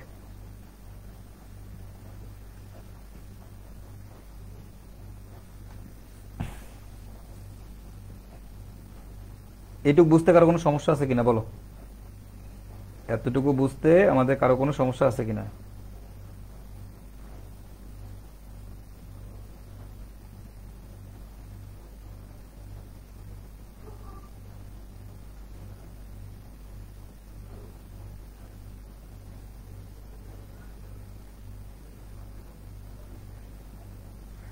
ওকে, ফুল ক্লিয়ার, আলহামদুলিল্লাহ, clear, good, easy PG, right, easy. হ্যাঁ, শুনো, আমার কথা হচ্ছে আমি তোমাদেরকে ক্লাসে মুখস্থ করাই দিব সবকিছু, ক্লাসেই সব শেষ। দেখো এখানে প্রচুর এমসিকিউ আসে এবং এই গ্রাফটা থেকে সিকিউ আসে, এবং আশা করি কেন কি হয়েছে না হয়েছে এখন তোরা সব, আমার মনে হয় 2 জনরে তোরা পড়াইতে পারবি না? 2-4 জনরে পড়াইতে পারবি তোরা। ঠিক আছে, হ্যাঁ, এক্স্যাক্টলি পড়াই দিবি পোলাপান রে। এই জিনিস কেউ পড়ে না, তোমাদেরকে ট্রাস্ট মি, এই জিনিস কিন্তু পোলাপান মানুষজন পড়ে না, টিচাররাও পড়ায় না, তোমাদেরকে ডিরেক্টলি গ্যাসের সূত্র থেকে শুরু করে, অথচ এই জায়গাতে পড়ায় না এবং এই জায়গাতে আমরা পারো না। আচ্ছা, একজন একটা কমেন্ট করতেছে বারবার, সজীব রহমান, তুমি এতবার কমেন্ট না কইরা, বুঝছো সজীব, তুমি যে পরিমাণ কমেন্ট করছো, এই কমেন্ট গুলো তুমি না করে তুমি যদি পড়াশোনা করতে, তাহলে তোমার এতদিনে গ্যাপটা পূরণ হয়ে যেত ভাইয়া। তোমার গ্যাপ পূরণ হয়ে যেত। এভাবে ক্লাসে কি আমি তোমার বলবো যে কোনো সমস্যা নেই, গ্যাপ পূরণ হয়ে যাবে, তুমি প্যারা নিও না, এখন ইনাফ টাইম আছে, তো এখন থেকে পুরোপুরি আবার পড়া শুরু করো। এখন কিভাবে পড়বা শোনো, তুমি ফার্স্ট পেপার সেকেন্ড পেপারটাই পড়া শুরু করো। এখন তুমি আগে সেকেন্ড পেপারটা ভালো করে শেষ করে ফেলো। তুমি এখন যে ফার্স্ট পেপারে গ্যাপ পড়ছে ওই গ্যাপের চিন্তা করা যাবে না, এখন ওটা বাদ, ওটা রাখো। রেখে তুমি এখন কি করবা, সেকেন্ড পেপারটা ভালো মতো পড়বা। আগে এটা শেষ করো। এখন সেকেন্ড ইয়ার উঠে গেছো, সেকেন্ড পেপারটা শেষ করো, ঠিক আছে? এই সেকেন্ড ইয়ার সেকেন্ড পেপারটা শেষ করতে করতে একটা একটা করে অধ্যায় ধরো ফার্স্ট পেপারের। In the meantime first পেপারে একটা একটা করে অধ্যায় ধরো। ধরে আস্তে আস্তে ইউটিউব থেকে ক্লাস দেখে বা বিভিন্ন জায়গা থেকে তুমি দেখে দেখে দেখে দেখে আস্তে আস্তে ক্লিয়ার করে ফেলো, ঠিক আছে? বা কোনো কোর্স কিনে রেকর্ড ক্লাস করে করে দেখে ক্লিয়ার করে ফেলো। তুমি এখন মেইন ফোকাস থাকবে সেকেন্ড পেপারটা, যে ভাইয়ারা যেভাবে যাচ্ছে ভাইয়াদের সাথে সাথে শেষ করে ফেলা। তাইলে তুমি দেখবা যে তোমার শেষ হয়ে গেছে, আলটিমেটলি সবই শেষ হয়ে যাবে। মাত্র তো সেকেন্ড ইয়ারে উঠছো, তাই না? আস্তে আস্তে সব শেষ হয়ে যাবে ইনশাল্লাহ, ঠিক আছে? সো এটা টেনশন করা যাবে না যে শেষ হয় নাই, টেনশন করা যাবে না, ঠিক আছে? টেনশন করা যাবে না, হ্যাঁ? আচ্ছা, এই চ্যাপ্টার ঈদের আগে কমপ্লিট হবে কিনা? হ্যাঁ, এটা আমি ঈদের আগেই কমপ্লিট করে দিব ইনশাল্লাহ। এক্সট্রা ক্লাস নিয়ে হইলো, আমি এটা ঈদের আগে করে দিব, হ্যাঁ? আচ্ছা, তো এখন যেটা হয়েছে যে ভাইয়া ফিজিক্স ক্লাস আছে, আমরা জানি ফিজিক্স ক্লাস আছে, বাট আমাদের শিডিউল আর মেলানো সম্ভব না, মানে অন্য কোনোভাবে শিডিউল মেলানো পসিবল না। তো আমাদের একটাই শিডিউল মেলানোর জায়গা, শনি সম্ভব, কিছু করার নেই, নিতে হবে এখন অল্প কয়েকদিন, ঈদের আগ পর্যন্ত।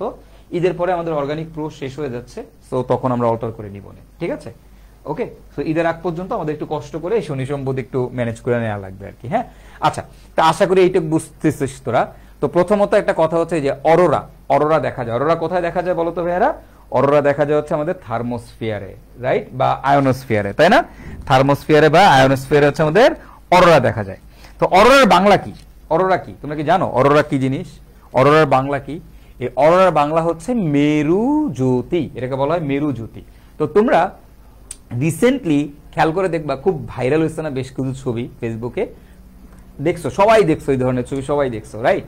এবং পৃথিবীর অনেক দেশে কিন্তু তোমার হচ্ছে কি দেখা গেছে, অরোরা দেখা গেছে, ইউএসএ থেকে অরোরা দেখা গেছে, রাইট? আচ্ছা, এখন এই অরোরা জিনিসটা কি, অরোরা কেমনে তৈরি হয়, এটা সম্পর্কে আমরা একটু জানবো। এবং প্রথম কথা হচ্ছে ভাই, অরোরা কি আমাদের সিলেবাসে আছে? হ্যাঁ, অরোরা তোমাদের সিলেবাসে আছে। অরোরা তোমাদের সিলেবাসে আছে, তোমরা জানো না যে এটা তোমাদের বইতে আছে।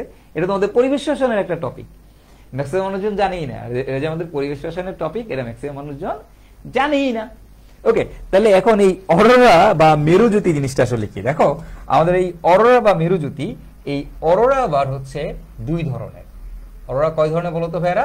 অরোরা হচ্ছে আমাদের দুই ধরনের। আমরা সাধারণত দুই ধরনের অরোরা দেখতে পাই, ঠিক আছে? কয় ধরনের অরোরা দেখতে পাই? দুই ধরনের অরোরা দেখতে পাই, ঠিক আছে? আচ্ছা, এখন আমাদের এই দুই ধরনের অরোরা কি? একটাকে বলা হয় নর্দার্ন লাইটস, মানে আমাদের একটাকে বলবো আমরা নর্দার্ন লাইটস, আরেকটাকে বলা হয় সাউদার্ন লাইটস। ওকে, যেটা আমাদের নর্থ পোলে দেখা যায় সেটাকে বলা হয় নর্দার্ন লাইট, যেটাকে সাউথ পোলে দেখা যায় সেটাকে বলা হয় সাউদার্ন লাইট। তাহলে অরোরা দুই ধরনের, কি কি বলতো? নর্দার্ন লাইটস, নর্দার্ন লাইটস, এবং আরেকটা হচ্ছে আমাদের সাউদার্ন লাইটস, সাউদার্ন লাইটস। একটাকে বলবো নর্দার্ন লাইটস, আরেকটাকে বলবো সাউদার্ন লাইটস। আচ্ছা, যেটা আমাদের নর্থ পোলে দেখা যায় সেটাকে বলা হয় নর্দার্ন লাইট, যেটা আমাদের সাউথ পোলে দেখা যায় সেটাকে বলা হয় সাউদার্ন লাইটস। মেইনলি অরোরা আসলে নর্দার্ন লাইটসটাই সব থেকে বেশি ফেমাস, এবং এই নর্দার্ন লাইটসটাকে বলা হয় অরোরা বোরিয়ালিস। এটা আরেকটা নাম কি বলতো? নর্দার্ন লাইটসেরই আরেকটা নাম হচ্ছে অরোরা অরোরা বোরিয়ালিস, অরোরা বোরিয়ালিস। আর এটাকে আমরা বলি হচ্ছে তোমার অরোরা অস্ট্রালিস, অরোরা অস্ট্রালিস, একই কথা, অস্ট্রালিস, অরোরা অস্ট্রালিস। ওকে, একটাকে বলা হয় অরোরা বোরিয়ালিস, আরেকটাকে বলা হয় অরোরা অস্ট্রালিস। তো দুই ধরনের আর কি। মেরু জ্যোতি মানে পোলে পাওয়া যায়। মেরু মানে কি? পোল। পোল মানে কি? নর্থ পোল আর সাউথ পোল, তাই না? তার মানে নর্থ পোল আর সাউথ পোল, এই দুই পোলের মধ্যে তুমি আসলে অরোরা দেখতে পাবা। নর্থ পোলে দেখলে ওটাকে বলা হয় নর্দার্ন লাইটস বা অরোরা বোরিয়ালিস, সাউথ পোলে দেখলে সেটাকে বলা হয় সাউদার্ন লাইটস বা অরোরা অস্ট্রালিস, ঠিক আছে? তো এইটাই, আর কিছু না, ঠিক আছে? এই দুই মেরুর মধ্যে দেখা যায়। এখন কি দেখা যায়? আলো দেখা যায়। কি দেখা যায়? আলো। আলোর ছটা দেখা যায়, আলো দেখা যায়। আলো মানে কি? জ্যোতি। আলো মানে কি? জ্যোতি। কই দেখা যায়? পোলে দেখা যায়। পোলের বাংলা কি? মেরু। এই জন্য নাম কি? মেরু জ্যোতি, ঠিক আছে? ওকে, মেরু জ্যোতি। আচ্ছা, তাহলে 2 মেরুতে আমরা দেখতে পাবো। এখন কথা হচ্ছে এটার বাংলা কি? হ্যাঁ, এগুলোর বাংলা কি? এই নর্দার্ন লাইটস বা অরোরা বোরিয়ালিসের বাংলা কি জানো? এটা বাংলা হচ্ছে, এটাকে বলা হয় সুমেরু জ্যোতি। সুমেরু জ্যোতি, ওকে, এটাকে বলা হয় সুমেরু জ্যোতি। যদি তোমাকে বলা হয় সুমেরু জ্যোতি কোনটা ভাই, নর্থ পোলে যেটা দেখা যায় সেটাকে বলা হয় সুমেরু জ্যোতি, আর এই সাউদার্ন লাইটস বা অরোরা অস্ট্রালিসকে বলা হয় কুমেরু জ্যোতি। কি অদ্ভুত নাম, কুমেরু জ্যোতি। অরোরা নামটা কত সুন্দর না? হ্যাঁ, কুমেরু জ্যোতি, ঠিক আছে, ওইটাকে বলা হয় কুমেরু জ্যোতি, আর এটাকে বলা হয় আমাদের সুমেরু জ্যোতি। আচ্ছা, এখন কথা হচ্ছে অরোরা হয় কেমন, মানে অরোরা কিলিক মানে কেন হয়, বা হঠাৎ করে পৃথিবীতে কয়েকদিন আগে সব জায়গায় অরোরা দেখা গেল কেন? হ্যাঁ, তো অরোরা হয় কেন জানো? আচ্ছা দেখো, অরোরা কেন হয় আগে একটু বোঝার ট্রাই করো। হ্যাঁ, সাপোজ মনে করো আমার কাছে এটা হচ্ছে আমাদের পৃথিবী, দিস ওয়ান, এটা হচ্ছে আমাদের গ্রিন পৃথিবী। হ্যাঁ, গ্রিন আমাদের, ধরো এটা হচ্ছে আমাদের গ্রিন পৃথিবী। এই যে দাঁড়াও, কই দাঁড়াও, এই যে ফিল কালার, ওকে। তাহলে দিস ওয়ান, এটা হচ্ছে আমাদের কি বলতো, দিস ওয়ান, এটাকে আমরা বলবো এটা হচ্ছে আমাদের পৃথিবী। তোমরা তো জানো, তোমরা এটা সবাই জানো কম বেশি, যে ভাই আমাদের যে পৃথিবী আছে, এই আমাদের পৃথিবী কি করে দেখো তো, পৃথিবী কিন্তু নিজেই চৌম্বক হিসেবে কাজ করে। আমাদের পৃথিবী কি করে বলতো ভাইরা, পৃথিবী নিজেই কি করে, চৌম্বক হিসেবে কাজ করে, চৌম্বক হিসেবে কাজ করে, ঠিক আছে। তো পৃথিবী নিজেই যেহেতু চৌম্বক হিসেবে কাজ করে, তাই এই যে পৃথিবী চৌম্বক হিসেবে কাজ করার কারণে এর একটা পোলকে আমরা বলি নর্থ পোল, এবং আরেকটা পোলকে আমরা বলি হচ্ছে সাউথ পোল। তোমরা তো জানো পৃথিবী নিজে যে চৌম্বক হিসেবে কাজ করে, এটা তো তোমরা জানো। তাহলে যে সকল চৌম্বকেরই কি থাকবে, দুইটা পোল থাকবে, একটাকে বলা হয় নর্থ পোল, এটা কি সাউথ পোল, রাইট। এই যে এটাকে আমরা বলি হচ্ছে আমাদের নর্থ পোল, এবং এইটাকে আমরা বলি হচ্ছে পৃথিবীকে সাউথ পোল। তোমরা তো জানো পৃথিবী নিজে একটা চৌম্বক ক্ষেত্র হিসেবে কাজ করে। কোনো একদিন ব্যাখ্যা করব পৃথিবী কেন চৌম্বক হিসেবে কাজ করে, ঠিক আছে। সারা জীবন তো পড়ে আসছো পৃথিবী চৌম্বক হিসেবে কাজ করে, পৃথিবীর একটা দুইটা পোল আছে, একটা নর্থ পোল, একটা সাউথ পোল। বাট এবার একদিন আমি তোমাদের ব্যাখ্যা করবো না কেন পৃথিবী চৌম্বক হিসেবে কাজ করে, মানে রিজনটা কি, এই পৃথিবীর ভিত্তি কি আসলেই চৌম্বক আছে। আচ্ছা, তাহলে এখন দেখো পৃথিবী নর্থ পোল আর কি বলতো সাউথ পোল। আচ্ছা, এখন দেখো এই কি হয়, তো যেহেতু পৃথিবী চৌম্বক হিসেবে কাজ করে, তাহলে এখানে বেশ কিছু কি থাকবে, চৌম্বক ক্ষেত্র থাকবে। এখানে আমাদের বেশ কিছু কি থাকবে, চৌম্বক ক্ষেত্র থাকবে, তাই না। তো চৌম্বক ক্ষেত্রগুলো কিরকম ভাইয়ারা দেখো তো, আমাদের চৌম্বক ক্ষেত্রগুলো হচ্ছে এরকম, যে এই নর্থ পোল থেকে সাউথ পোলের দিকে, নর্থ পোল থেকে কার দিকে বলতো ভাইয়ারা, সাউথ পোলের দিকে এই চৌম্বক ক্ষেত্রগুলো মুভ করতেছে এরকম ভাবে, নর্থ পোল থেকে আমাদের এই সাউথ পোলের দিকে, তাই না। এটা কি, এটা হচ্ছে যেরকম ভাবে, এটাকে আমরা বলি কি, এগুলোর নাম কি বলতো। তোমাদের কি ম্যাগনেটিজম আছে? তোমাদের তো ম্যাগনেটিজম নাই, তোমাদের শর্ট সিলেবাসে ম্যাগনেটিজম নাই, তাই না। এগুলোকে বলা হয় চুম্বক বলরেখা, শর্ট সিলেবাসে ম্যাগনেটিজম নাই। আচ্ছা, কোনো সমস্যা নেই। তাহলে পৃথিবীর চারপাশে এরকম কিছু ম্যাগনেটিক ফিল্ড থাকে, ঠিক আছে, একটা ম্যাগনেটিক ফিল্ড আছে, এরকম ভাবে বেশ কিছু চুম্বক বলরেখা আছে। তো নর্থ পোল এবং সাউথ পোল, নর্থ পোল থেকে সাউথ পোলের দিকে ডিরেকশনটা থাকে, ওকে ফাইন, এরকম। তো এখন কথা হচ্ছে কি, দেখো যে এই পাশে মনে করো তোমার আছে হচ্ছে সূর্য, এখানে কি আছে বলতো, এই জায়গাতে আছে তোমার সূর্য, এই বাবা যে হচ্ছে সূর্য, ঠিক আছে, হ্যাঁ হচ্ছে সূর্য, ফিল কালার এই যেটা দিয়ে দিলাম, সূর্য, এটা হচ্ছে আমাদের সূর্য। আচ্ছা ফাইন, এই যে গেল, এবং এই যেটা হচ্ছে আমাদের সূর্য। তো এই যে সূর্য, এই সূর্যের মধ্যে তোমরা সবাই জানো সূর্যের মধ্যে কি হয় ভাইয়া, সূর্যের মধ্যে একটা বিক্রিয়া হয়। কি বিক্রিয়া হয়, এখানে ফিশন বিক্রিয়া হয়। কি বিক্রিয়া হয়, এই আমাদের হাইড্রোজেন, হ্যাঁ, হাইড্রোজেন গুলা একটা এটার সাথে মিলে হিলিয়াম তৈরি করে, হাইড্রোজেন গুলা হিলিয়াম তৈরি করে, এরকম দেখছো। এবং এখানে আমাদের কি বিক্রিয়া হয়, ফিশন বিক্রিয়া, এটাকে বলা হয় ফিউশন বিক্রিয়া। কি বিক্রিয়া, ফিউশন বিক্রিয়া হয়, ওকে, ফিউশন বিক্রিয়া হয়। এই ফিউশন বিক্রিয়াতে কি হয়, আমাদের বিভিন্ন ধরনের অ্যাটম, ছোট ছোট অ্যাটম, মানে মনে করো হাইড্রোজেন, হ্যাঁ, হাইড্রোজেন পরমাণু মিলে হাইড্রোজেন তৈরি করতেছে, এবার একটা হাইড্রোজেন গ্যাস আরেকটা হাইড্রোজেন পরমাণুর সাথে মিলে হিলিয়াম তৈরি করতেছে, ঠিক আছে। এরকম আমাদের কি হচ্ছে, ফিউশন বিক্রিয়া হচ্ছে, অর্থাৎ বিভিন্ন পরমাণু মিলে তোমার বড় বড় পরমাণু তৈরি করতেছে। মানে ফিউশন মানে কি, জোড়া লাগানো, ফিশন মানে কি ভাঙা, ফিউশন বলে না, গান ফিউশন করছে, মানে কি বিভিন্ন গান জোড়া লাগাইলে সেটা বলে কি ফিউশন। হ্যাঁ, তোমার দেখো না, বলে না এটার ফিউশন হয়েছে, ওটার ফিউশন হয়েছে, কালচার ফিউশন হয়ে যাচ্ছে, এরকম নাম শুনছো না। তো ফিউশন মানে কি, ফিউশন মানে হচ্ছে তোমার কোনো কিছুকে একসাথে মানে মিলাই দেওয়া। তো এইখানে আমাদের কোন বিক্রিয়া হয়? নিউক্লিয়ার বিক্রিয়া, ফিউশন বিক্রিয়া হয়। তো ফিউশন বিক্রিয়াতে কি হয়? ছোট ছোট ছোট ছোট অ্যাটম, ছোট ছোট পরমাণুগুলো মিলে মিলে মিলে মিলে বড় পরমাণু তৈরি করে, হাইড্রোজেনগুলো মিলে মিলে হিলিয়াম পরমাণু তৈরি করে। তো এটা হচ্ছে আমাদের সূর্যের কেন্দ্রে এই বিক্রিয়াগুলো হয়। এই যে সূর্যের যে সারফেস, এই সারফেসটাকে বলা হয় হচ্ছে করোনা। সূর্যের সারফেসটাকে বলা হয় হচ্ছে করোনা। এই জায়গাগুলোকে বলা হয় করোনা, ঠিক আছে? তাহলে এইখানে সূর্যের মধ্যে কন্টিনিউয়াসলি এরকম আমাদের ফিউশন বিক্রিয়া হচ্ছে। তো এই ফিউশন বিক্রিয়াতে প্রচুর পরিমাণে এনার্জি পাওয়া যায়। প্রচুর পরিমাণে কি পাওয়া যায় বলতো? এনার্জি পাওয়া যায়, প্রচুর এনার্জি পাওয়া যায়। তো এই সূর্য থেকে এই এনার্জিগুলা কন্টিনিউয়াসলি কোন দিকে ধাবিত হয় বলতো? সূর্য থেকে এই যে এনার্জিগুলো, এই বিপুল পরিমাণ এনার্জি, এই বিপুল পরিমাণ এনার্জি আমাদের পৃথিবীর দিকে ধাবিত হয় সব সময়। কন্টিনিউয়াসলি সূর্য থেকে এরকম এরকম এনার্জি আমাদের পৃথিবীর দিকে কি হয়? ধাবিত হয়, এই প্রচুর পরিমাণে এনার্জি। তো সূর্য কি খালি লাইট নিয়ে আসে? না। সূর্য থেকে খালি যে লাইট আসে পৃথিবীতে এরকম না, সূর্য থেকে মেলা জিনিস আসে, মেলা জিনিস, বহুত কিছু পৃথিবীতে চলে আসে, খালি লাইট না, আরো বহুত পার্টিকেলস আসে, বহুত ধরনের চার্জ যুক্ত পার্টিকেল চলে আসে। তো মাঝে মধ্যে কি হয়, এগুলোকে আমরা বলি সোলার উইন্ড। কি বলা হয়? সোলার উইন্ড বলা হয়। তো সূর্য থেকে কন্টিনিউয়াসলি আলো তো আসতেছেই, এনার্জি তো আসতেছেই, একই সাথে সোলার উইন্ডো আসতেছে, বিভিন্ন চার্জ পার্টিকেল। ওই চার্জ পার্টিকেল গুলো কিভাবে হয়েছে? ফিউশন বিক্রিয়ার মাধ্যমে হয়। এই ফিউশন বিক্রিয়ার মাধ্যমে এই চার্জ পার্টিকেল গুলা এই কন্টিনিউয়াসলি কি হইতেছে? সূর্য থেকে বাইরে হইতেছে, বাইরে করে আসতেছে এই পৃথিবীর দিকে, আমাদের পৃথিবীর দিকে আসতেছে, বিভিন্ন গ্রহর দিকে আসতেছে, ঠিক আছে?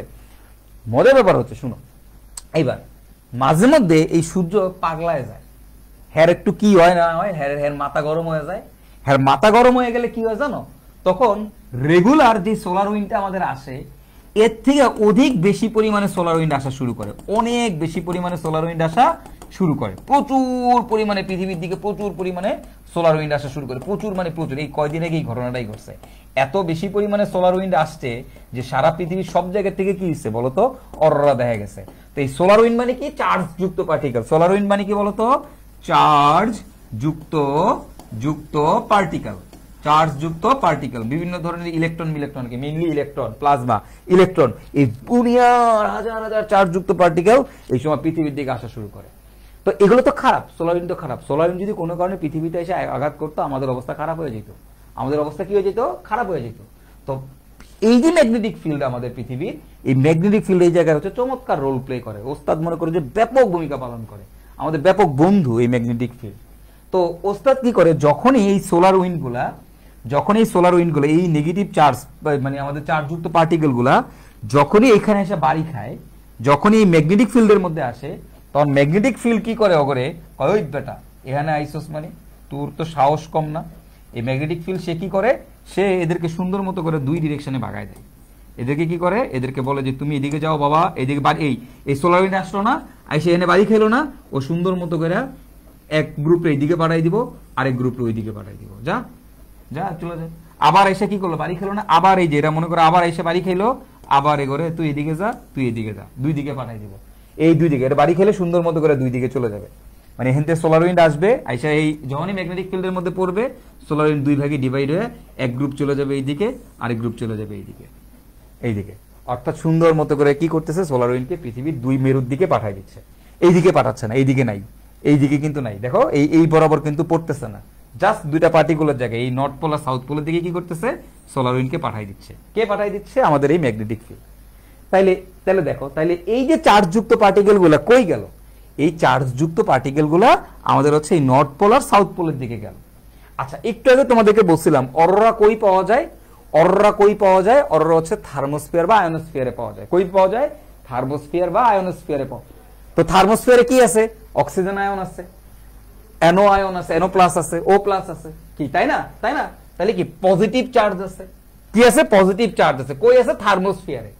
তো এই যখন এই নর্দার্ন পোলের এই যে আমাদের এই যে নর্দার্ন পোল আছে, এখানে দেখো নর্থ পোল আছে, এই নর্থ পোলে যখনই তোমার হচ্ছে এই যে সোলার উইন্ডটা গেল, এই চার্জযুক্ত পার্টিকেল গুলো, তো নর্থ পোলের বা আমাদের সাউথ পোলের যেই ওজোন লেয়ারটা আছে, নর্থ পোল বা সাউথ পোলের আমাদের যে ওজোন লেয়ারটা, ওজোন লেয়ার না, এই আয়োনোস্ফিয়ার আছে, সেই আয়োনোস্ফিয়ারের যে আয়নগুলো আছে, এই যে অক্সিজেন আয়ন, তারা কি করে? ইলেকট্রন গ্রহণ করে ফেলে। ওই চার্জ যুক্ত পার্টিকেল মানে কি? নেগেটিভ চার্জ যুক্ত পার্টিকেল থেকে ইলেকট্রন নিয়ে সে অক্সিজেন তৈরি করে, এবং এই NO প্লাস সেও ইলেকট্রন গ্রহণ করে NO উৎপন্ন করে। কি উৎপন্ন করে? NO উৎপন্ন করে। এখন তোমরা সবাই জানো, যদি ইলেকট্রন গ্রহণ করে, ধরো ইলেকট্রন গ্রহণ মানে কি, উপরের শক্তি স্তর থেকে নিচের শক্তি স্তর আসছে। দেখো ইলেকট্রন মানে পজিটিভ চার্জ কেমনে হয়, একটা জিনিস পজিটিভ চার্জ কিভাবে হয়, একটা জিনিস পজিটিভ চার্জ হয় সে কি করে, তার থেকে ইলেকট্রন ছাইরা দিলে, মানে ইলেকট্রন রে সে বাইর করে দিলে। আর একটা জিনিস তোমার হচ্ছে এই যে দেখো এনে কি করছে, ইলেকট্রন গ্রহণ করছে। ইলেকট্রন গ্রহণ কেমনে করে, উপর থেকে একটা ইলেকট্রন তার শেষ কক্ষপথে আসলে ইলেকট্রন গ্রহণ করে, তাই না? তাহলে একটা ইলেকট্রন উপর থেকে তার মধ্যে ঢুকছে। এখন ইলেকট্রন যদি উপর থেকে তার মধ্যে ঢুকে, তোমরা সবাই জানো কি হয়, শক্তির কি হয়, বিকিরণ হয়। শক্তির কি হয়, বিকিরণ হয়। আর শক্তির বিকিরণ হলে কি পাওয়া যায়, বর্ণালী পাওয়া যায়। শক্তির বিকিরণ হলে কি পাওয়া যায়, বর্ণালী পাওয়া যায়। মানে কি পাওয়া যায়, লাইট পাওয়া যায়। মানে কি পাওয়া যায়, আলো পাওয়া যায়। তো দ্যাটস ওয়াই এই নর্থ পোল এবং সাউথ পোলে কেবল তোমার এই আলোক ছটা দেখা যায়, যেটা আর এই অন্য কোথাও দেখা যায় না, অন্য কোথাও দেখা যায় না। বুঝতে পারছো? এই যখন তুমি হচ্ছে এই, এবং তোমাকে জানো অরোরা সাধারণত কি কি কালারের দেখা যায়, কি কি কালারের দেখা যায় জানো? গ্রিন কালারের দেখা যায়, আর হচ্ছে ভায়োলেট কালারের দেখা যায়, বেগুনি কালার দেখা যায়। ম্যাক্সিমাম ক্ষেত্রে দেখবা ভায়োলেট, গ্রিন আর ভায়োলেট, বুঝছো? গ্রিন কালার আর ভায়োলেট কালারের। ভায়োলেট কখন হয়, গ্রিন কখন হয়? যদি অক্সিজেনের জন্য হচ্ছে আমরা গ্রিন কালারটা দেখতে পাই, আর নাইট্রোজেন গঠিত পার্টিকেলের জন্য আমরা হচ্ছে ভায়োলেট কালারটা দেখতে পাই। ঠিক আছে? এই জন্য দেখবা অরোরা খেয়াল করে দেখবা maximum most of the time green আর ভায়োলেটই দেখা যায়। অন্য কালারও দেখা যায়, বাট খুব কম। এই দুইটা কালারই সব থেকে বেশি দেখা যায়, গ্রিন আর ভায়োলেট। ঠিক আছে? আশা করি বুঝতে পারছো কেন এই দুই জায়গায় দেখা যায়, এটাও বুঝতে পারছো। এবং কেন ইউএসএ থেকে কিন্তু ইউজুয়ালি দেখা যাওয়ার কথা না, কারণ ইউএস তো আমাদের পোল না, নর্থ পোল বা সাউথ পোল না ইউএসএ, রাইট? ইউএসএ থেকে কিন্তু দেখতে পাওয়ার কথা, ইউএসএ থেকেও দেখা গেছে। কেন? বা ইউরোপের অনেক কান্ট্রি থেকে দেখা গেছে। এই অরোরা সব থেকে ভালো দেখা যায় আসলে নরওয়ে থেকে। ঠিক আছে? নরওয়ে থেকে খুব ভালো দেখা যায় অরোরা। ওকে, তো কথা হচ্ছে যে ভাইয়া তাহলে আমার হচ্ছে কেন ইউরোপের অন্যান্য কান্ট্রি থেকে এত ভালো দেখা গেছে, বা আমার কথা হচ্ছে কেন আমার ইউএসএ থেকে দেখা গেছে, কারণ পৃথিবী থেকে মানে সূর্য থেকে এত বেশি সোলার উইন্ড আসছিল, এত বেশি সোলার উইন্ড আসছে যে এইগুলা এইখান থেকে ছড়াই গেছে, ডিসিপিট হয়ে গেছে, মানে এইদিকে বিভিন্ন জায়গায় ছড়াই গেছে আর কি। মানে সাধারণত এই জোনে থাকার কথা না, এখানে না থেকে এগুলো আর একটু ছড়াই গেছে, এত বেশি পরিমাণে সোলার উইন্ড আসছিল। বুঝতে পারছো? সো দ্যাটস ওয়াই আমাদের বিভিন্ন জায়গা থেকে আসলে বিভিন্ন দিকে এই জিনিসটা মানে অরোরা দেখা গেছে। ওকে, আশা করি তোমরা বুঝতে পেরেছো অরোরা কি জিনিস। ওকে, কোন মেরুতে অরোরা বেশি দেখা যায়? দুই মেরুতেই অরোরা দেখা যায়। ইউজুয়ালি মানুষজন নর্দার্ন এই পোলে যায়, মানে নরওয়ে থেকে দেখতে যায়, নর্দার্ন পোলারটাই দেখতে যায়, এটা বেশি সুন্দর, হ্যাঁ, এবং খুব ইজিলি দেখা যায়। সাউথ পোলের অবস্থা তো ভালো না, অ্যান্টার্কটিকা দিকে যায়। ওকে, আচ্ছা, তো এই হচ্ছে আমাদের কাহিনী। আশা করি তোমরা বুঝতে পারছো আমাদের আসলে মেরু জ্যোতি বা অরোরা কি জিনিস। হ্যাঁ, ফাইন। আমাদের লাস্ট টপিক আজকে সেটা হচ্ছে আমাদের গ্রিন হাউস গ্যাস। তো তোমরা সবাই জানো যে আমাদের যে গ্রিন হাউস গ্যাস আছে, তো আমাদের গ্রিন হাউস গ্যাস গুলা কে কে দেখো তো ভাইয়ারা। কার্বন ডাইঅক্সাইড তোমরা সবাই জানো, কার্বন ডাইঅক্সাইড হচ্ছে আমাদের গ্রিন হাউস গ্যাস। মিথেন আমাদের গ্রিন হাউস গ্যাস। এই দেখো ওজোনও কিন্তু আমাদের গ্রিন হাউস গ্যাস, এই ওস্তাদও কিন্তু গ্রিন হাউস গ্যাস, তাই না? ওজোনও কিন্তু গ্রিন হাউস গ্যাস। আচ্ছা, এখন তুমি খেয়াল করো, তারপরে N2O গ্রিন হাউস গ্যাস, তারপরে CFC গ্রিন হাউস গ্যাস। এর মধ্যে সবথেকে খারাপ কে কও তো? এই দেখো CFC হলো সব থেকে খারাপ। কেন জানো? কারণ দেখো কার্বন ডাইঅক্সাইড সাপেক্ষে CFC ওই দেখো গ্রিন হাউস গ্যাস হিসেবে কত গুণ বেশি খারাপ? 10 একক দশক শতক সহস্র 10,000 গুণ, 10,000 গুণ খারাপ। মানে ধরো কার্বন ডাইঅক্সাইড যতটা না ক্ষতি করে, আমরা তো খালি গ্রিন হাউস গ্যাস হিসেবে কার্বন ডাইঅক্সাইডে গালি মারি, কিন্তু আসলে কার্বন ডাইঅক্সাইডের তো খারাপ কে বলো তো? CFC। কত গুণ বেশি খারাপ? 10,000 গুণ বেশি খারাপ। কার্বন ডাইঅক্সাইডের থেকে মিথেন গ্যাস দেখো কত গুণ বেশি খারাপ? 18 গুণ বেশি খারাপ। কার্বন ডাইঅক্সাইডের থেকে ওজোন গ্যাস 10 গুণ বেশি খারাপ। ঠিক আছে, 10 গুণ বেশি খারাপ। তাহলে তুমি বুঝতে পারতেছো যে আমাদের এই গ্রিন হাউস গ্যাস কতটা খারাপ জিনিস, এবং এর মধ্যে CFC হলো সবথেকে বেশি খারাপ, সব থেকে বেশি খারাপ, তাই না? তো তাইলে এখন কথা হচ্ছে যে ভাইয়া আমরা তো সারা জীবন তাইলে কার্বন ডাইঅক্সাইডে গালি দিছি, তো এই যে এদের ক্ষেত্রে কার্বন ডাইঅক্সাইডের সাপেক্ষে কার ক্ষমতা কত, এটা MCQর জন্য ইম্পর্টেন্ট। কার পার্সেন্টেজ কত গ্রিন হাউসের মধ্যে, সেটাও MCQ হিসেবে অনেক বেশি ইম্পর্টেন্ট। বিশেষ করে মিথেনেরটা, কার্বন ডাইঅক্সাইডেরটা, এটা অনেক বেশি ইম্পর্টেন্ট, 49%। এগুলো কিছু ইম্পর্টেন্ট MCQ, জাস্ট আমি তোমাদেরকে বলে দিতেছি, এগুলো জাস্ট মনে রাখবা। এখন তোমরা আমাকে একটা কথা বলো, এতক্ষণ পর্যন্ত ওজোন রে তোমার কি মনে হয়েছে? এতক্ষণ পর্যন্ত ওজন রে তোমার কি মনে হয়েছে বলো, বলো এতক্ষণ পর্যন্ত ওজন রে কি মনে হয়েছে, বন্ধু না শত্রু? একটু কমেন্ট করে জানাও তো ভাইয়া।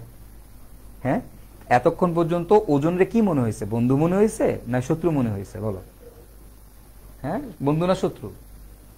ওজন স্তর আমাদের কি করছে এতক্ষণ পর্যন্ত, মানে ওজন স্তর উপকার করছে, বন্ধু, রাইট, সাবাস, বন্ধু বন্ধু। বাট এখন আবার দেখতেছি কি, এখন আবার দেখতেছি কি ওজন স্তর নাকি তোমার গ্রিন হাউস গ্যাস, এরা নাকি হচ্ছে আমাদের গ্রিন হাউস ক্ষতি করতেছে, মানে এখন আবার দেখতেছি ক্ষতি করতেছে। তো আসলে কোন ওজন স্তর বন্ধু আর কোন ওজন স্তর ক্ষতি, মানে আমাদের জন্য শত্রু? তো সেটা হচ্ছে এই যে দেখো, এই যে দেখো আজকে ক্লাসের শুরুতে তোমাদের পড়াইছি যে দেখো এই যে ট্রপোস্ফিয়ারে যে ওজন আছে না, খুবই সামান্য পরিমাণে আছে, দেখছো ট্রপোস্ফিয়ারে খুবই সামান্য পরিমাণে ওজন আছে না? এই ট্রপোস্ফিয়ারে যে ওজনটা আছে, এই ট্রপোস্ফিয়ারের ওজনটা হচ্ছে আমাদের শত্রু, আর স্ট্র্যাটোস্ফিয়ারে যে ওজনটা আছে সেটা হচ্ছে আমাদের বন্ধু। তাইলে এই ট্রপোস্ফিয়ারের যে ওজন, এই ট্রপোস্ফিয়ারের ওজন হচ্ছে গ্রিনহাউস গ্যাস হিসেবে কাজ করে, ঠিক আছে? আর স্ট্র্যাটোস্ফিয়ারের ওজন তো আমাদের বন্ধু, সে তো আমাদের ইউভি রশ্মি থেকে রক্ষা করে, এইটা আমাদের গ্রিনহাউস গ্যাস হিসেবে কাজ করে না। গ্রিনহাউস গ্যাস হিসেবে কাজ করে হচ্ছে আমাদের ট্রপোস্ফিয়ারের ওজন, যদিও এটার পরিমাণ খুবই সামান্য।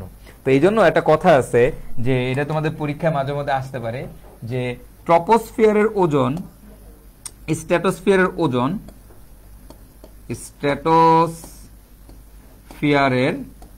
স্ট্র্যাটোস্ফিয়ারের ওজন ওজন বন্ধু হলেও, বন্ধু স্ট্র্যাটোস্ফিয়ারের ওজন বন্ধু হলেও, আরে বন্ধু হলেও ট্রপোস্ফিয়ারের ওজন শত্রু কেন? ট্রপোস্ফিয়ারের ওজন শত্রু কেন? ওকে ওকে, স্ট্র্যাটোস্ফিয়ারের ওজন বন্ধু হলেও ট্রপোস্ফিয়ারের ওজন শত্রু কেন? সো আশা করি তোমরা বুঝতে পারছো কেন ট্রপোস্ফিয়ার একটা শত্রু, কারণ ট্রপোস্ফিয়ারের ওজন কি হিসেবে কাজ করে, গ্রিনহাউস গ্যাস হিসেবে কাজ করে। ওকে, এটা কোন ওজন?